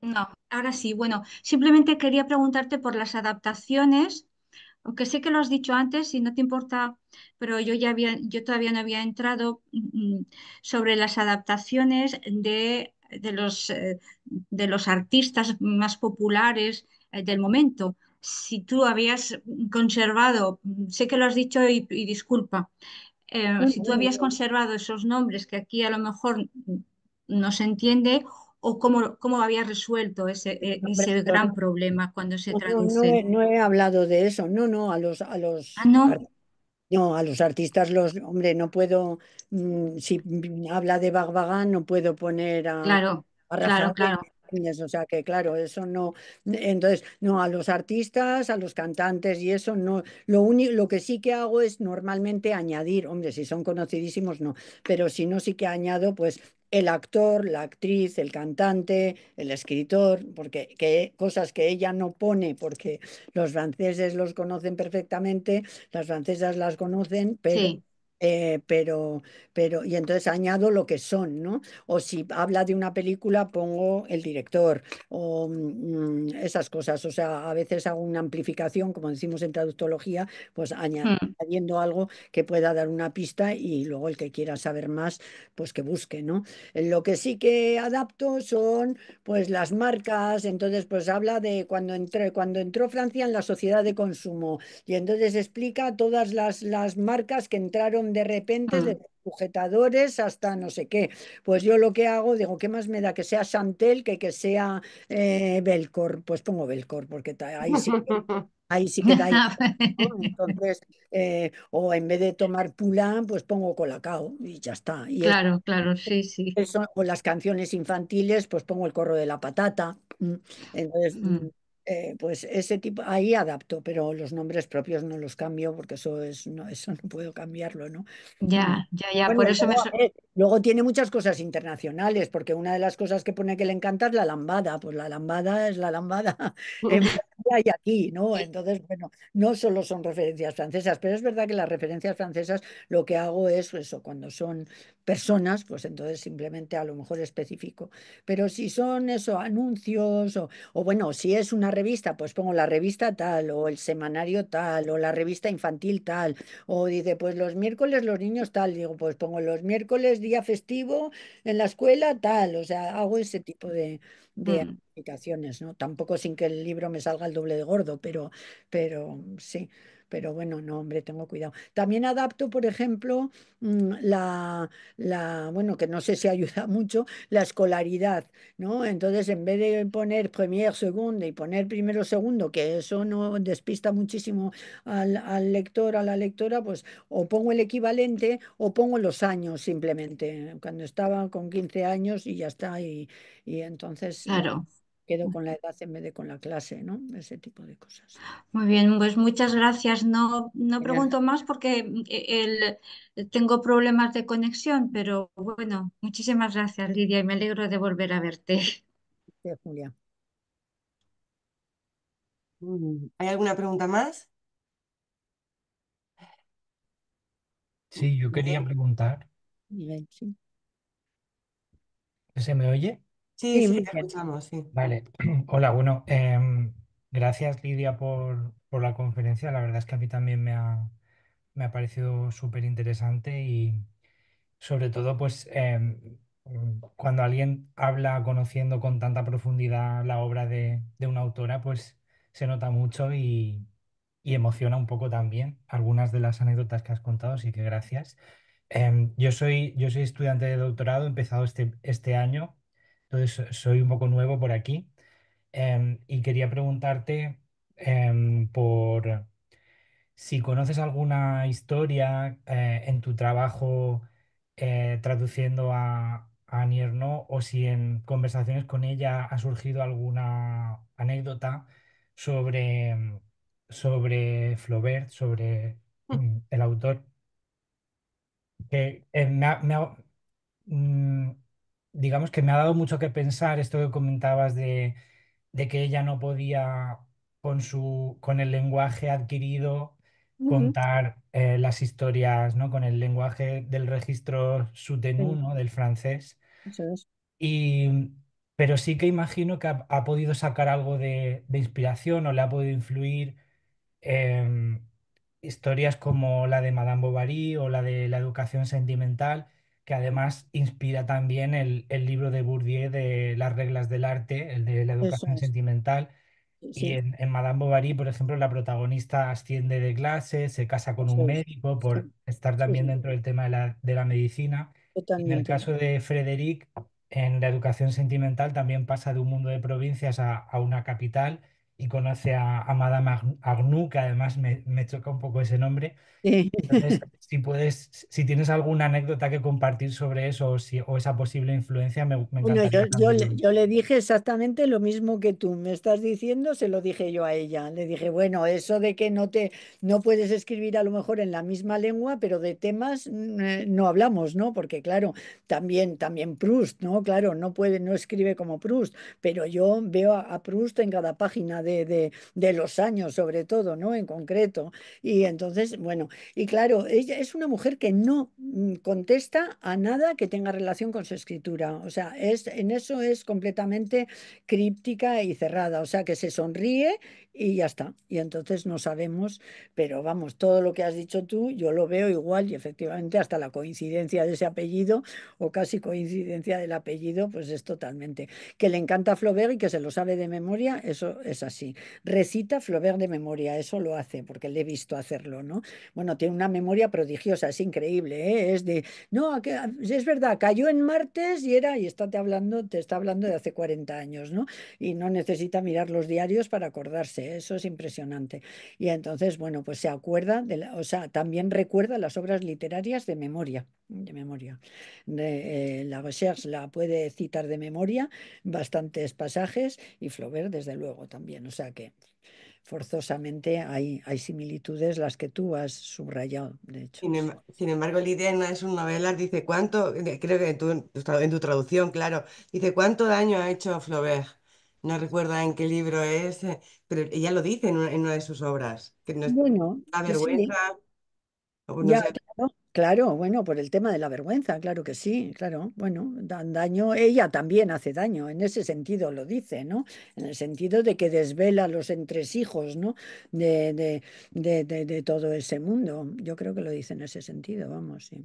ya, Pero vamos, con toda la admiración, es su escritor preferido, yo creo, sí. Mm. Dios mío. Miguel, ¿querías añadir algo más? No, ya está, eso es Pues haces la perfecto. tesis sobre Flaubert. ¿El qué? No, no, no. Ah, Yo vengo de historia del arte, yo vale, estoy vale. en otro mundo. Bueno, las Pero, reglas del arte, de todas formas, es un libro fundamental, sí. O sea, claro, también está en cada página de Ernaud, sobre todo en los últimos libros. Yo creo que la influencia de Bourdieu le va increciendo, ¿no? En su producción, sí. muchas gracias, Lidia. Gracias, Miguel. Lidia, aquí hay unas cuestiones que te han hecho desde en el chat de Sanue, que es alumno del máster de traducción creativa y humanística, y te da las gracias por tu tiempo y por lo que nos has compartido, y que dice que las preguntas, dice, la primera, te hace dos, dice, ¿cómo fue el proceso de traducción, relación con la autora, duración y algunas dificultades? Y la segunda, ¿cómo se siente cuando o sea, una es traductora de un premio Nobel? Bueno, el proceso de traducción siempre es a ver, es como lo de perderse, pero en trabajo. Quiero decir que es completamente, o sea, te metes en eso y te absorbe por completo. Yo cuando estoy traduciendo, pues vivo como en eso. Yo creo que hay cierta semejanza con la escritura, ¿no? Es decir, te metes en ese universo y estás completamente metida en eso. Entonces, claro, pues siempre es muy doloroso porque te queda la duda, pues si eres estudiante de traducción lo sabes perfectamente, nunca sabes si estás acertando. Yo me acuerdo de El hombre joven, que es un libro tan pequeño, que bueno, que es mini libro, vamos, pues tiene 43 páginas así de letra grande, ¿no? Entonces, bueno, pues me costó traducirlo muchísimo, porque es que no sé si es que cuantas menos palabras hay, más miedo me da traducirlas mal. Me pasa una cosa con Annie Ernaux, que es yo creo que es la escritora que más me cuesta traducir, porque es aparentemente muy fácil por esa écriture plate, por esa escritura plana, entonces escribe con muy poca, con pobreza de vocabulario, porque escribe para que le entiendan sus padres cuando les escribía una postal, ¿no? En ese francés. Pero cada palabra está súper calculada, súper medida. O sea, se ha pegado, he visto sus manuscritos. Tacha, vuelve a tachar hasta que encuentra la palabra justa. Entonces, claro, la palabra justa solo se puede traducir por la palabra justa y eso es una responsabilidad tremenda. Entonces yo sufro mucho con los libros de Annie. Bueno, y este último que he traducido, el fotodiario, pues también, o sea, y son frases cortitas, anotaciones en un diario, y siempre sufro mucho, la verdad, o sea, que dificultades todas.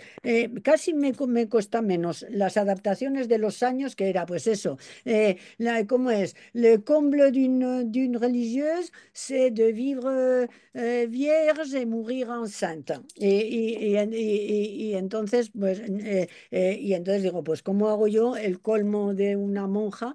Que, claro, porque si lo traduzco, no tiene ya no es la risa, ¿no? No, enceinte es como santa, pero es encinta, ¿no? Entonces, bueno, pues, y digo, no puedo traducir el juego. Entonces, pues pongo, pues el colmo de una monja ¿cómo era? Era ahora no, morir sin, no, caer enferma y no tener cura, algo así, no me acuerdo.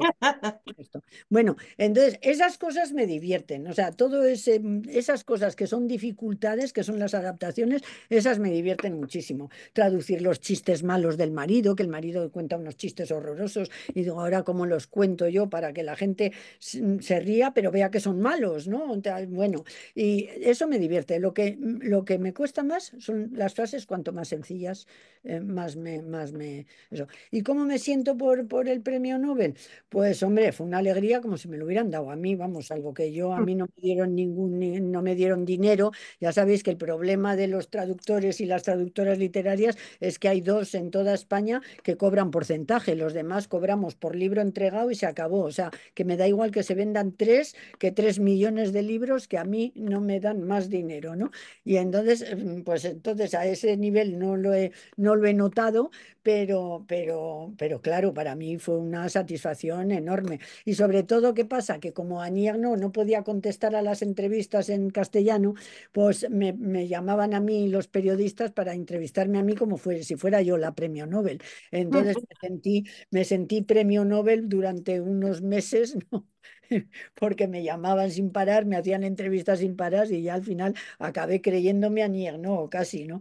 Y bueno, en ese sentido también me ha cambiado la vida, pues porque he adquirido notoriedad como traductora y de repente tengo más propuestas de las que puedo aceptar, la verdad. Entonces ya delego, se lo mando a las digo, yo no puedo, pero tengo una amiga que te lo hará de maravilla, ¿no? Y entonces, bueno, pero, o sea, que en ese sentido también he ganado prestigio, ¿no? No sé, eso también es satisfactorio para mí, porque llevo muchos años traduciendo en la sombra. Como decía Natalia, es una profesión muy ingrata y eso de que al final te reconozcan, pues está bien siempre, sí. Bueno, Sobre muchas todo, lo gracias. que más me gusta, lo que más me gusta es haberme hecho amiga de Aní, porque gracias a los premios que le dieron, el premio Formentor, luego el Nobel, pues se viaja muchísimo con ella. Entonces voy a todas partes con ella. ¿Que hay que ir a México? Me voy a México. ¿Que hay que ir a no sé? Me voy. Y entonces, independientemente del viaje en sí, pues es estar con Aní todo el día durante días. Entonces, no sabéis lo gratificante que es estar con esa señora que es sencillísima y a la vez listísima. Y entonces aprendo muchísimo. Y entonces estar con ella es como qué suerte estoy teniendo, qué suerte estoy teniendo. Qué Todo lo bueno. que dice me parece maravilloso y es como estar, eso es increíble. Y luego, pues eso, tenemos una relación ya de amistad, ya de 10 años, ¿no? Entonces, pues hablando de sus gatos, pues yo tengo una gata y entonces, ¿qué tal está tu? Bueno, nos decimos los nombres y eso de los gatos, ¿qué tal? Pues de acaríciales de mi parte, pues lo mismo yo. Hablamos poco de literatura y mucho más de gatos y esas cosas, la verdad, o del supermercado. Hablamos más de compras y de gatos que de libros. Bueno, de vez en cuando yo le pregunto, digo, me han propuesto tal libro, ¿lo acepto? Va, pues ese se lo lee todo, lo que sale, se lee todo lo que sale. Se lo mandan los autores y las autoras y se lo lee. Es increíble. Es increíble. Se lee inéditos de la gente. Es Madame Mernau, le mando esta novela que voy a intentar que me la publiquen, a ver qué opina usted. Se lo lee. O sea, es alucinante la generosidad de esa señora con su público también, ¿eh? O sea, que en eso también se le nota que no se le olvida de dónde viene. Ujú. Sí. ¿Alguna pregunta más? Sí, me gustaría hacerte una pregunta, Lidia, sobre, con ese conocimiento que tienes tan directo de la autora, acerca de la escritura, aunque, como has dicho, es críptica, ¿no? Respecto a su forma de producir y cuáles son sus fuentes de inspiración. No Pero, le gusta hablar de lo que escriben, ni de cómo escriben, ni de por qué lo escriben. No le gusta dar claves. Yo creo que deja al lector y a la lectora que interpreten. Las únicas claves las tenemos en este libro, ¿no? Que da bastantes claves. Pero si no, o en algunas entrevistas en el Cahiers de Lerno, algunas entrevistas que le han hecho. Pero desde luego habla poquísimo de esa escritura. Sí, sí, dime, sí, sí. y leyendo el libro, ¿no? Te lo has dicho como con ojos de alguien que se interesa por la sociología o la historia de Francia desde el año 45 hasta hasta la actualidad, ¿no? Y si se puede utilizar como, digamos, una fuente más o menos fiable, antes lo has dicho, ¿no? Que se cita a veces pasajes como para reflejar algún momento, la llegada del gobierno socialista en los 80, por ejemplo, que ya le dedica unos pasajes aquí en los años. A mí me gustaría saber si ella te ha comentado o a través de las ediciones que has hecho, cómo se relacionan esos tres elementos que parece son muy importantes. Por un lado, las fotografías, Sí, porque en los años sí, arranca los capítulos con la descripción detallada de una fotografía y en otros libros también, ¿no? sí. Luego está ese diario que va manteniendo a lo largo de un periodo tan largo Ujú. y que has editado pasajes. Yo no lo he leído, no sé si es una versión modificada de ese diario, es tal cual como No, ella los diarios lo nunca los tenía. modifica. Tiene varios diarios. Aparte de este que va a salir ahora, que sale dentro de 15 días, pues tiene no he salido de mi noche es diario. Es el diario del Alzheimer de su madre y es el diario. El diario de la fuera es diario. Mira las luces es diario y perderse es diario. Y luego tiene otro diario, tiene dos diarios más que todavía no he traducido, ya publicados. Entonces, nunca, nunca modifica ni una coma, ni una coma. O Y sea que el ahí, diario ahí es el voy a hablar. documento, ¿no?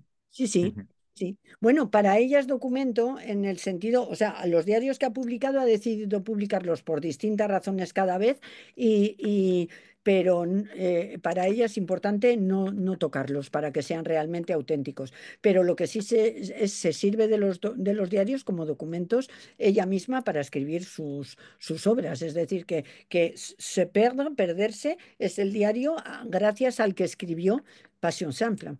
Y, Entonces, sí que claro, utilizan los y- diarios para eso, sí. y esa es mi pregunta. ¿Cómo se relacionan esos documentos, un documento gráfico, un diario que ella escribe hace ya tiempo y que tiene estas expresiones que alguna de ellas ni siquiera recuerda ya o que se han perdido, que son tan efímeras a veces? Y, bueno, datos que tampoco forman parte de sus recuerdos, ¿no? ¿Cómo se relacionan? Y en concreto en este caso que toca señalar, un caso en el que tenemos el diario, una de las fuentes que utiliza, y la reconstrucción que hace en un libro, ¿no? Y eso también me lleva a la cuestión de la elección entre hablar en primera o en tercera persona. En los años hay un momento, es verdad que ahí va intercalando en los capítulos la propia realización del libro, de cómo va escribiendo los libros. Y hay un momento que tiene que tomar la decisión de si lo va a escribir en primera persona o lo va a escribir en tercera. Al final acaba siendo en tercera, ¿no? Parece como que está hablando de una persona que En no los es años, ella, ¿no? en los años sí. Yo no creo, ¿eh? Yo creo que el on, lo has leído en francés, ¿no?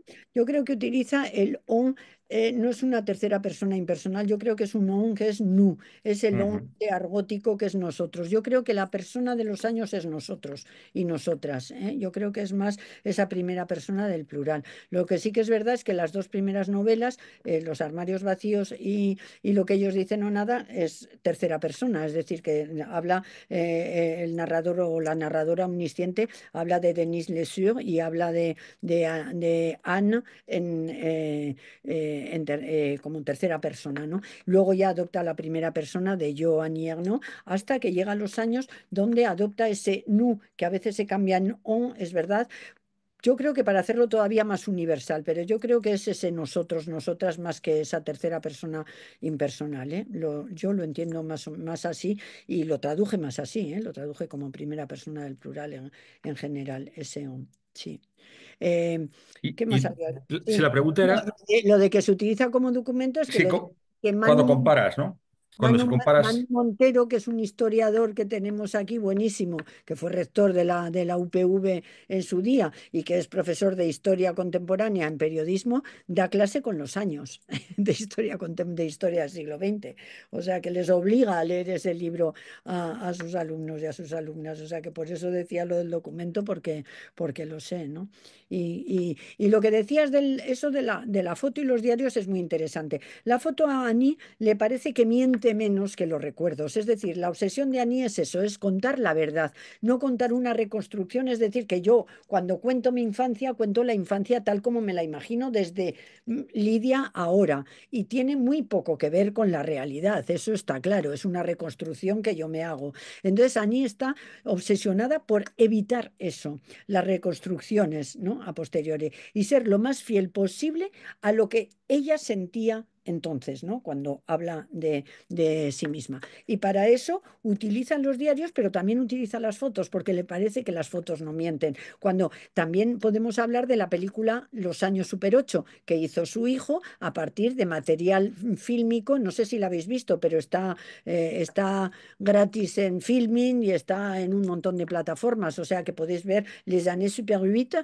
Es interesantísimo porque es como las fotos, porque es ellos cuando se van de vacaciones, cuando todavía está casada con Philippe y los dos niños son pequeños y se van de vacaciones, se van a Barcelona, encima pues sale España, ¿no? Y la visión un poco de España que tiene esa familia francesa que viene de vacaciones a España y tal. Y ya, como dice ella, y entonces ella hace una voz en off que la ha hecho adrede, entonces su hijo hizo el montaje de las de las imágenes que había filmado en Super 8 el padre, pues el hijo hizo el montaje y ella hizo el texto que se lee, que lee ella misma como voz en off. Y entonces dice, se me ve la cara de tristeza. Entonces, eso es lo de las fotos no mienten, ¿no? O sea, ella cree que se puede a través de la foto llegar más a las sensaciones de ese momento que a través de los recuerdos sin más, ¿no? Yo creo que hace uso de las fotos para traducir más esa sensación del momento, como las fotos en los años son importantes, pero en el uso de la foto, que además se llama así el libro, y donde casi teoriza sobre para qué sirve el uso de la foto, y es precisamente para eso, para evocar ese deseo que sentían entonces los dos, que al no sentirlo ahora es difícil de recordar, ¿no? El deseo cuando ya no se siente es muy difícil de evocar y de recordar, y entonces gracias a la foto consigue transponerlo. Y luego los diarios los utiliza como fuente de información, a veces más y a veces menos, según los libros. Los primeros menos, porque empezó a escribir con 17 años, en todos los primeros años pues se basa más en recuerdos, o como dice ella, o en niños pequeños o en adolescentes que ella ha podido conocer y que le recuerdan a ella de pequeña y que intenta un poco transponer en ellos, ¿no? Pero los diarios, yo creo que los diarios, gracias a... Cuando estuvimos en México, había una cola increíble de niñas como de 12 a 15 años, esperando para que les firmara libros, muchos en francés, o sea, que sabían francés, y entonces diciendo, y le decían todas, yo quiero ser como tú, ¿qué tengo que hacer para ser como tú? Una gran escritora como tú. Y les decía a todas lo mismo, empieza por escribir tu diario. Y entonces yo creo que ese es un poco el secreto de la escritura de Annie, que es que gracias a esos diarios es esa escritura tan auténtica, tan verdadera y por eso nos impresiona tanto. Antes decía Julia que a ella le ha emocionado porque se ha reconocido en algunas cosas. Yo es que me reconozco en muchas porque es una escritura muy de verdad, ¿no? Entonces, bueno, y eso yo sé que es algo que a ella le da mucha importancia en la literatura, que muchas veces dice, no voy a decir nombres, pero dice, esta no escribe de verdad. O este sí escribe de verdad. Este lo que escribe es verdad. Esta lo que escribe no es verdad. Me va diciendo así, ¿no? Ese es su criterio. Y entonces cuando dice que no es verdad, pone mala cara, ¿no? Como que no le gusta. Entonces, para ella la literatura tiene que ser la verdad, ¿no? Entonces, bueno, no sé si te he contestado bien, pero vamos, Sí, importantísimos los dos. Sí, muchas gracias. Y si puedo añadir sí, otra claro, cuestión, disculpa, pero es porque como has mencionado el tema del cine, en la charla has mencionado también de pasada la adaptación cinematográfica, si puedes comentar un poco cómo se hizo, si participó la autora, si tú también, no sé, tuviste alguna relación con la creación de esa película y que has mencionado que le pareció bien, a ti también te parecía bien esta adaptación, ¿no? bueno, yo le sacaba más pegas, ¿eh? Eso sí que estuvimos discutiendo un buen rato, porque yo fui cuando hacen una adaptación de sus películas o cuando hacen una adaptación teatral, voy siempre a París a verlo y a verlo con ella. Entonces, pues por ejemplo, de La otra hija hubo una adaptación teatral que fui a ver con ella de los años, entonces fue la película y fuimos al estreno, no conocí a la directora y ella sí que había hablado mucho con la directora, habían hablado mucho cuando se hizo el guión y durante el rodaje y después, y ella no era nada crítica, yo era crítica, a mí me gustó porque me parecía que lo importante del acontecimiento estaba en la película y entonces lo demás, bueno, pero por sacar defectos, a mí me pareció demasiado bonita, demasiado estética y precisamente que Annie es una persona que evita todo esteticismo en sus obras, pues hombre, esas niñas llevaban unas bragas que no sé si eran de Dior o de qué eran, pero eran ideales. Y les ponían así como un borroso, ¿cómo se llama aquel que hacía a las niñas quinceañeras las fotos esas borrosas? ¿Cómo era? ¿Os acordáis de aquel fotógrafo que hacía fotos de quinceañeras todas borrosas? Ahí, para los nombres soy horrible. Bueno, ya me acordaré de él. Pero bueno, pues era un poco un flou artistique, como se dice en francés, ¿no? Y a mí yo esos momentos momentos de esteticismo en la película, que había bastantes, pues me molestaron un poco. Pero es verdad que sin eso a lo mejor era intragable visualmente, ¿eh? Porque claro, no es lo mismo leer el acontecimiento que ver el acontecimiento. Si no te pones esas imágenes bonitas de vez en cuando, igual sales enferma, ¿no? De esa película, que era lo que decía, ni mujeres que si no, que nadie podría ver esa película de horrible que resultaría, ¿no? Menos mal que de vez en cuando había escenas bonitas o graciosas o no sé qué, ¿no? Entonces, bueno, yo fui un poco más crítica, pero vamos, a ella sí, ella pensaba que la esencia de lo que ella había querido contar estaba ahí, ¿no? La verdad que hay escenas también muy brutales, ¿eh? O sea, están los primeros planos esos que son tremendos, ¿no? O sea que... sí. Vale, muchísimas gracias, Lidia. ¿Alguna pregunta más? ¿No? Bueno, yo sí que quería decirte, bueno, hacerte una... Hamilton se llama, ahora ves, me viene 5 minutos después. Hamilton, el fotógrafo de las que te ayer así. Dime. Bueno, yo quería hacerte también una pregunta, porque sí que, bueno, como has comentado tú, también luego la pregunta Julia, que toda la obra de Annie Ernaux está muy localizada, ¿no? En esa Francia de esa época, sobre todo yo las que me he leído más las del principio, que no es yo todavía no, las de cuando se ha ido, bueno, sí, me leí cuando la de esta, la de cuando se separa. No, sí, cuando se separa y su marido empieza a salir con otra y ese sentimiento, la de los celos, ¿no? La de... Ese no era el marido. La Ah, de no, los era el ocupación es el amante. marido. El marido ya hace tiempo que lo hemos dejado. No, no, la ocupación es otro amante. O Ujú. sea, pues la de ocupación, ¿vale? Ese es divertidísimo, ¿eh? Ese os lo aconsejo para hacer risas, porque o sea, está tan obsesionada con lo de los celos, Sí, que sí, entonces no sabe qué profesión tiene ella. Ella quiere saber quién es la otra. Y entonces se imagina que es profesora de universidad, porque el otro le ha dicho sí. profesora en la Sorbona. Y entonces mira, busca a todas las profesoras de la Sorbona a ver cuál puede ser. Va llamando, va llamando.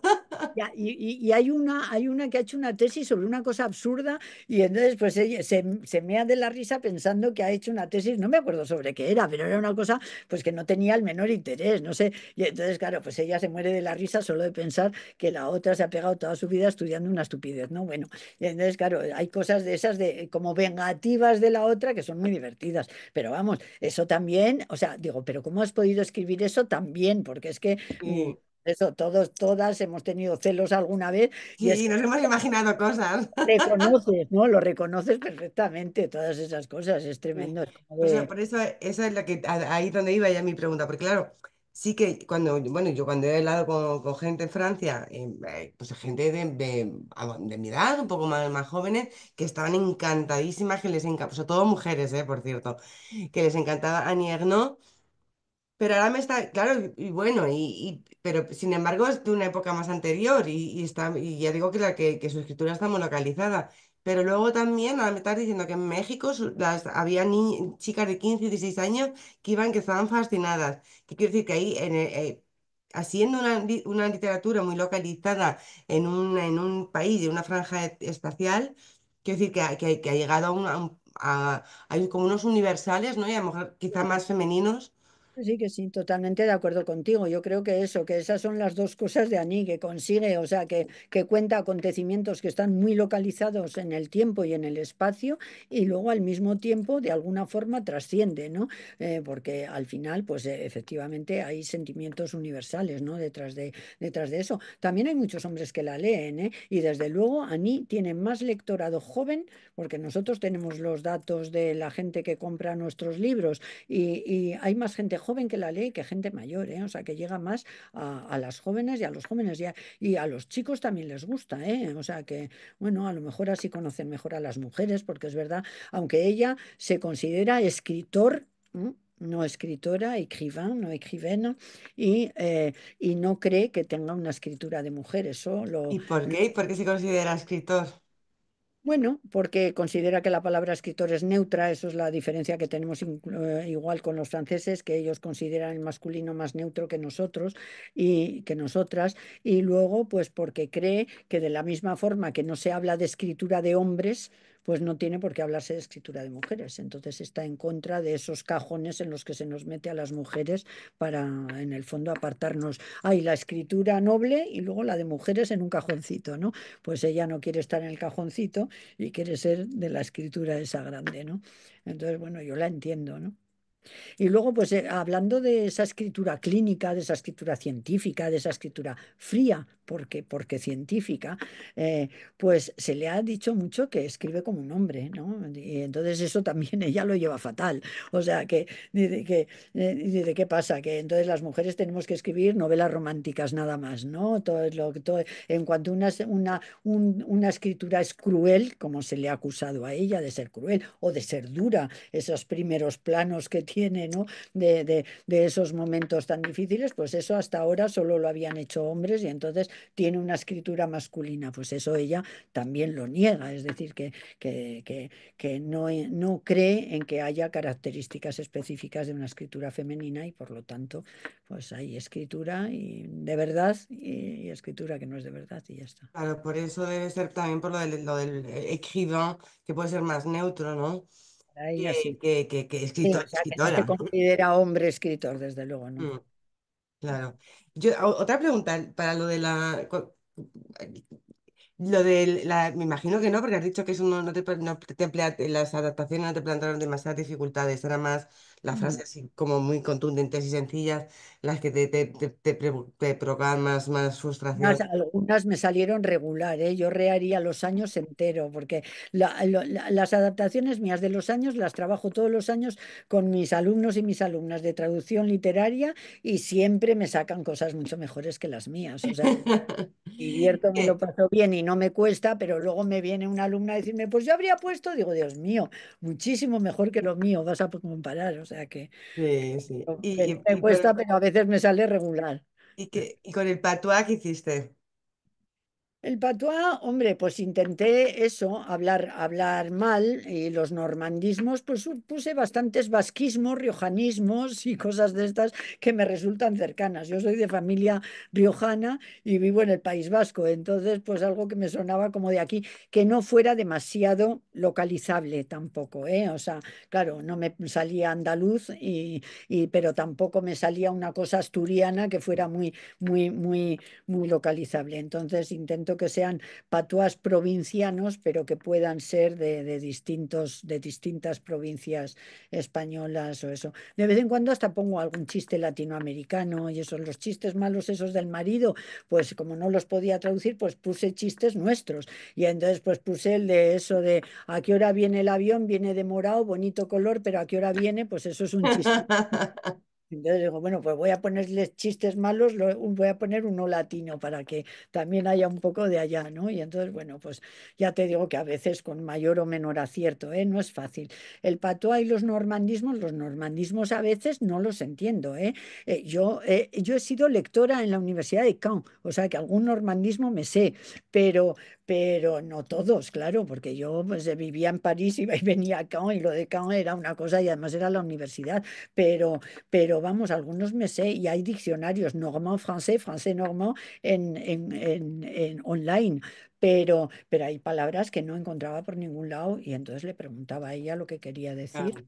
Y entonces, bueno, a veces tenía aciertos, pues hay uno, no me acuerdo cómo se dice ahora, ¿eh? Se me olvida. Hay un normandismo para el sexo femenino y entonces pues es parecido a la hucha. Pues bueno, pues entonces pues se decía la hucha, claro, la hucha no es de una provincia determinada o de una región determinada, pero sí que es Sí, se una entiende. palabra familiar, ¿no? Entonces, bueno, pues a veces encontraba cosas que podían ir más o menos bien, otras era más complicado, pero bueno, eso forma parte, como te digo, de lo que me divierte. Sí. Sí. Así. Sí, bueno, has echado muchas horas, muchas. Bueno, a veces, oye, fue los años, lo tuve que traducir en un mes y había una traducción anterior, vieja, de los años malísima, lo siento por la persona que la hizo y entonces no me ayudó nada y tuve que traducirlo en un mes porque le daban el premio Formentor y había que sacarlo antes de que le dieran el premio Formentor. Entonces ha habido veces que he tenido que hacerlo a toda velocidad, ¿eh? El hombre joven, pues menos mal que era cortito, pero también hubo que hacerlo a toda velocidad porque le acababan de dar el Nobel y había que sacar un libro ya Claro para... que es. eso te para, da las dificultades para el libro. añadidas, aparte de la Claro, invisibilidad, que es de la tarea de la labor de la traducción. que estamos en el mercado, ¿no? Entonces yo cuando traduzco no pienso en el mercado, pienso en la obra literaria y lo que me gusta y lo bonita que es, pero el editor piensa en el mercado y de esto me lo tienes que traducir en 15 días que luego ya no se vende. Y entonces a veces tenemos que hacerlo más deprisa de lo que nos gustaría, sí. Mm. Vale, muchísimas gracias, Lidia. No sé si alguien quiere añadir alguna pregunta, algún comentario. Beatriz, que te conozco, que tú también eres de traducción, ¿quieres hacer algo? ¿Decir algo? Ya está. Hola, ¿se me Sí, ahora escucha? se hace falta. No sé si se me escucha.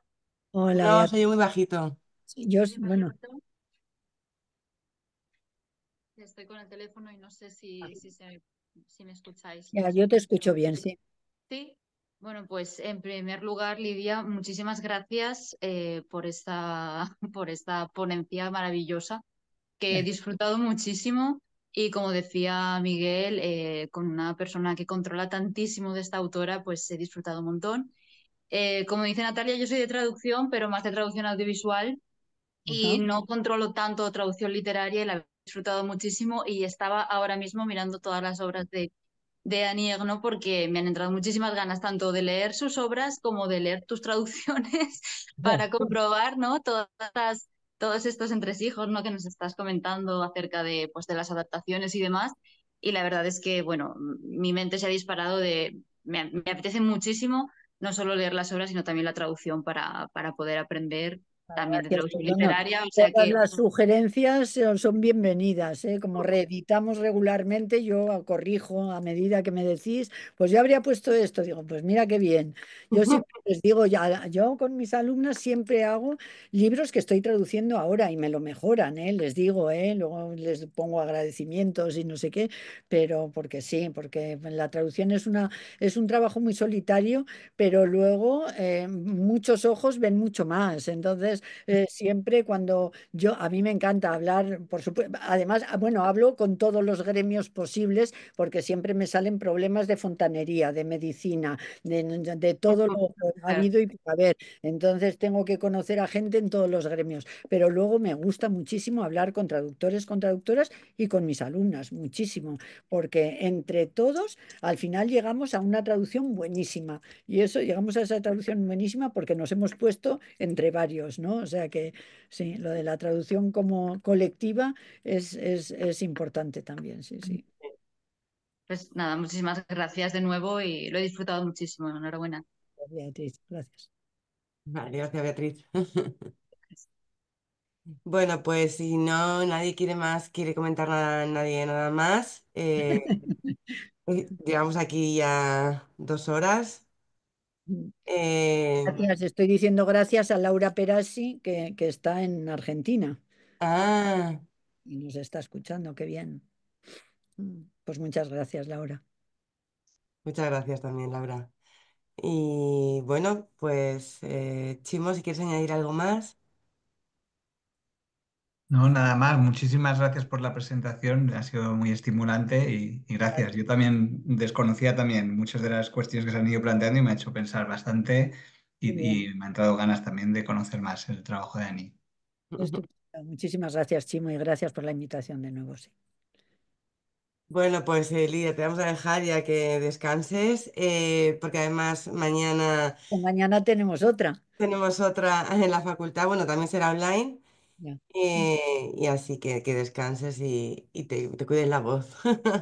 Sí, es lo peor que tengo, que enseguida me quedo sin voz. Vale, gracias a todos y a Gracias, todas. gracias, Lidia. Hasta mañana. Adiós, hasta luego. Adiós. Adiós.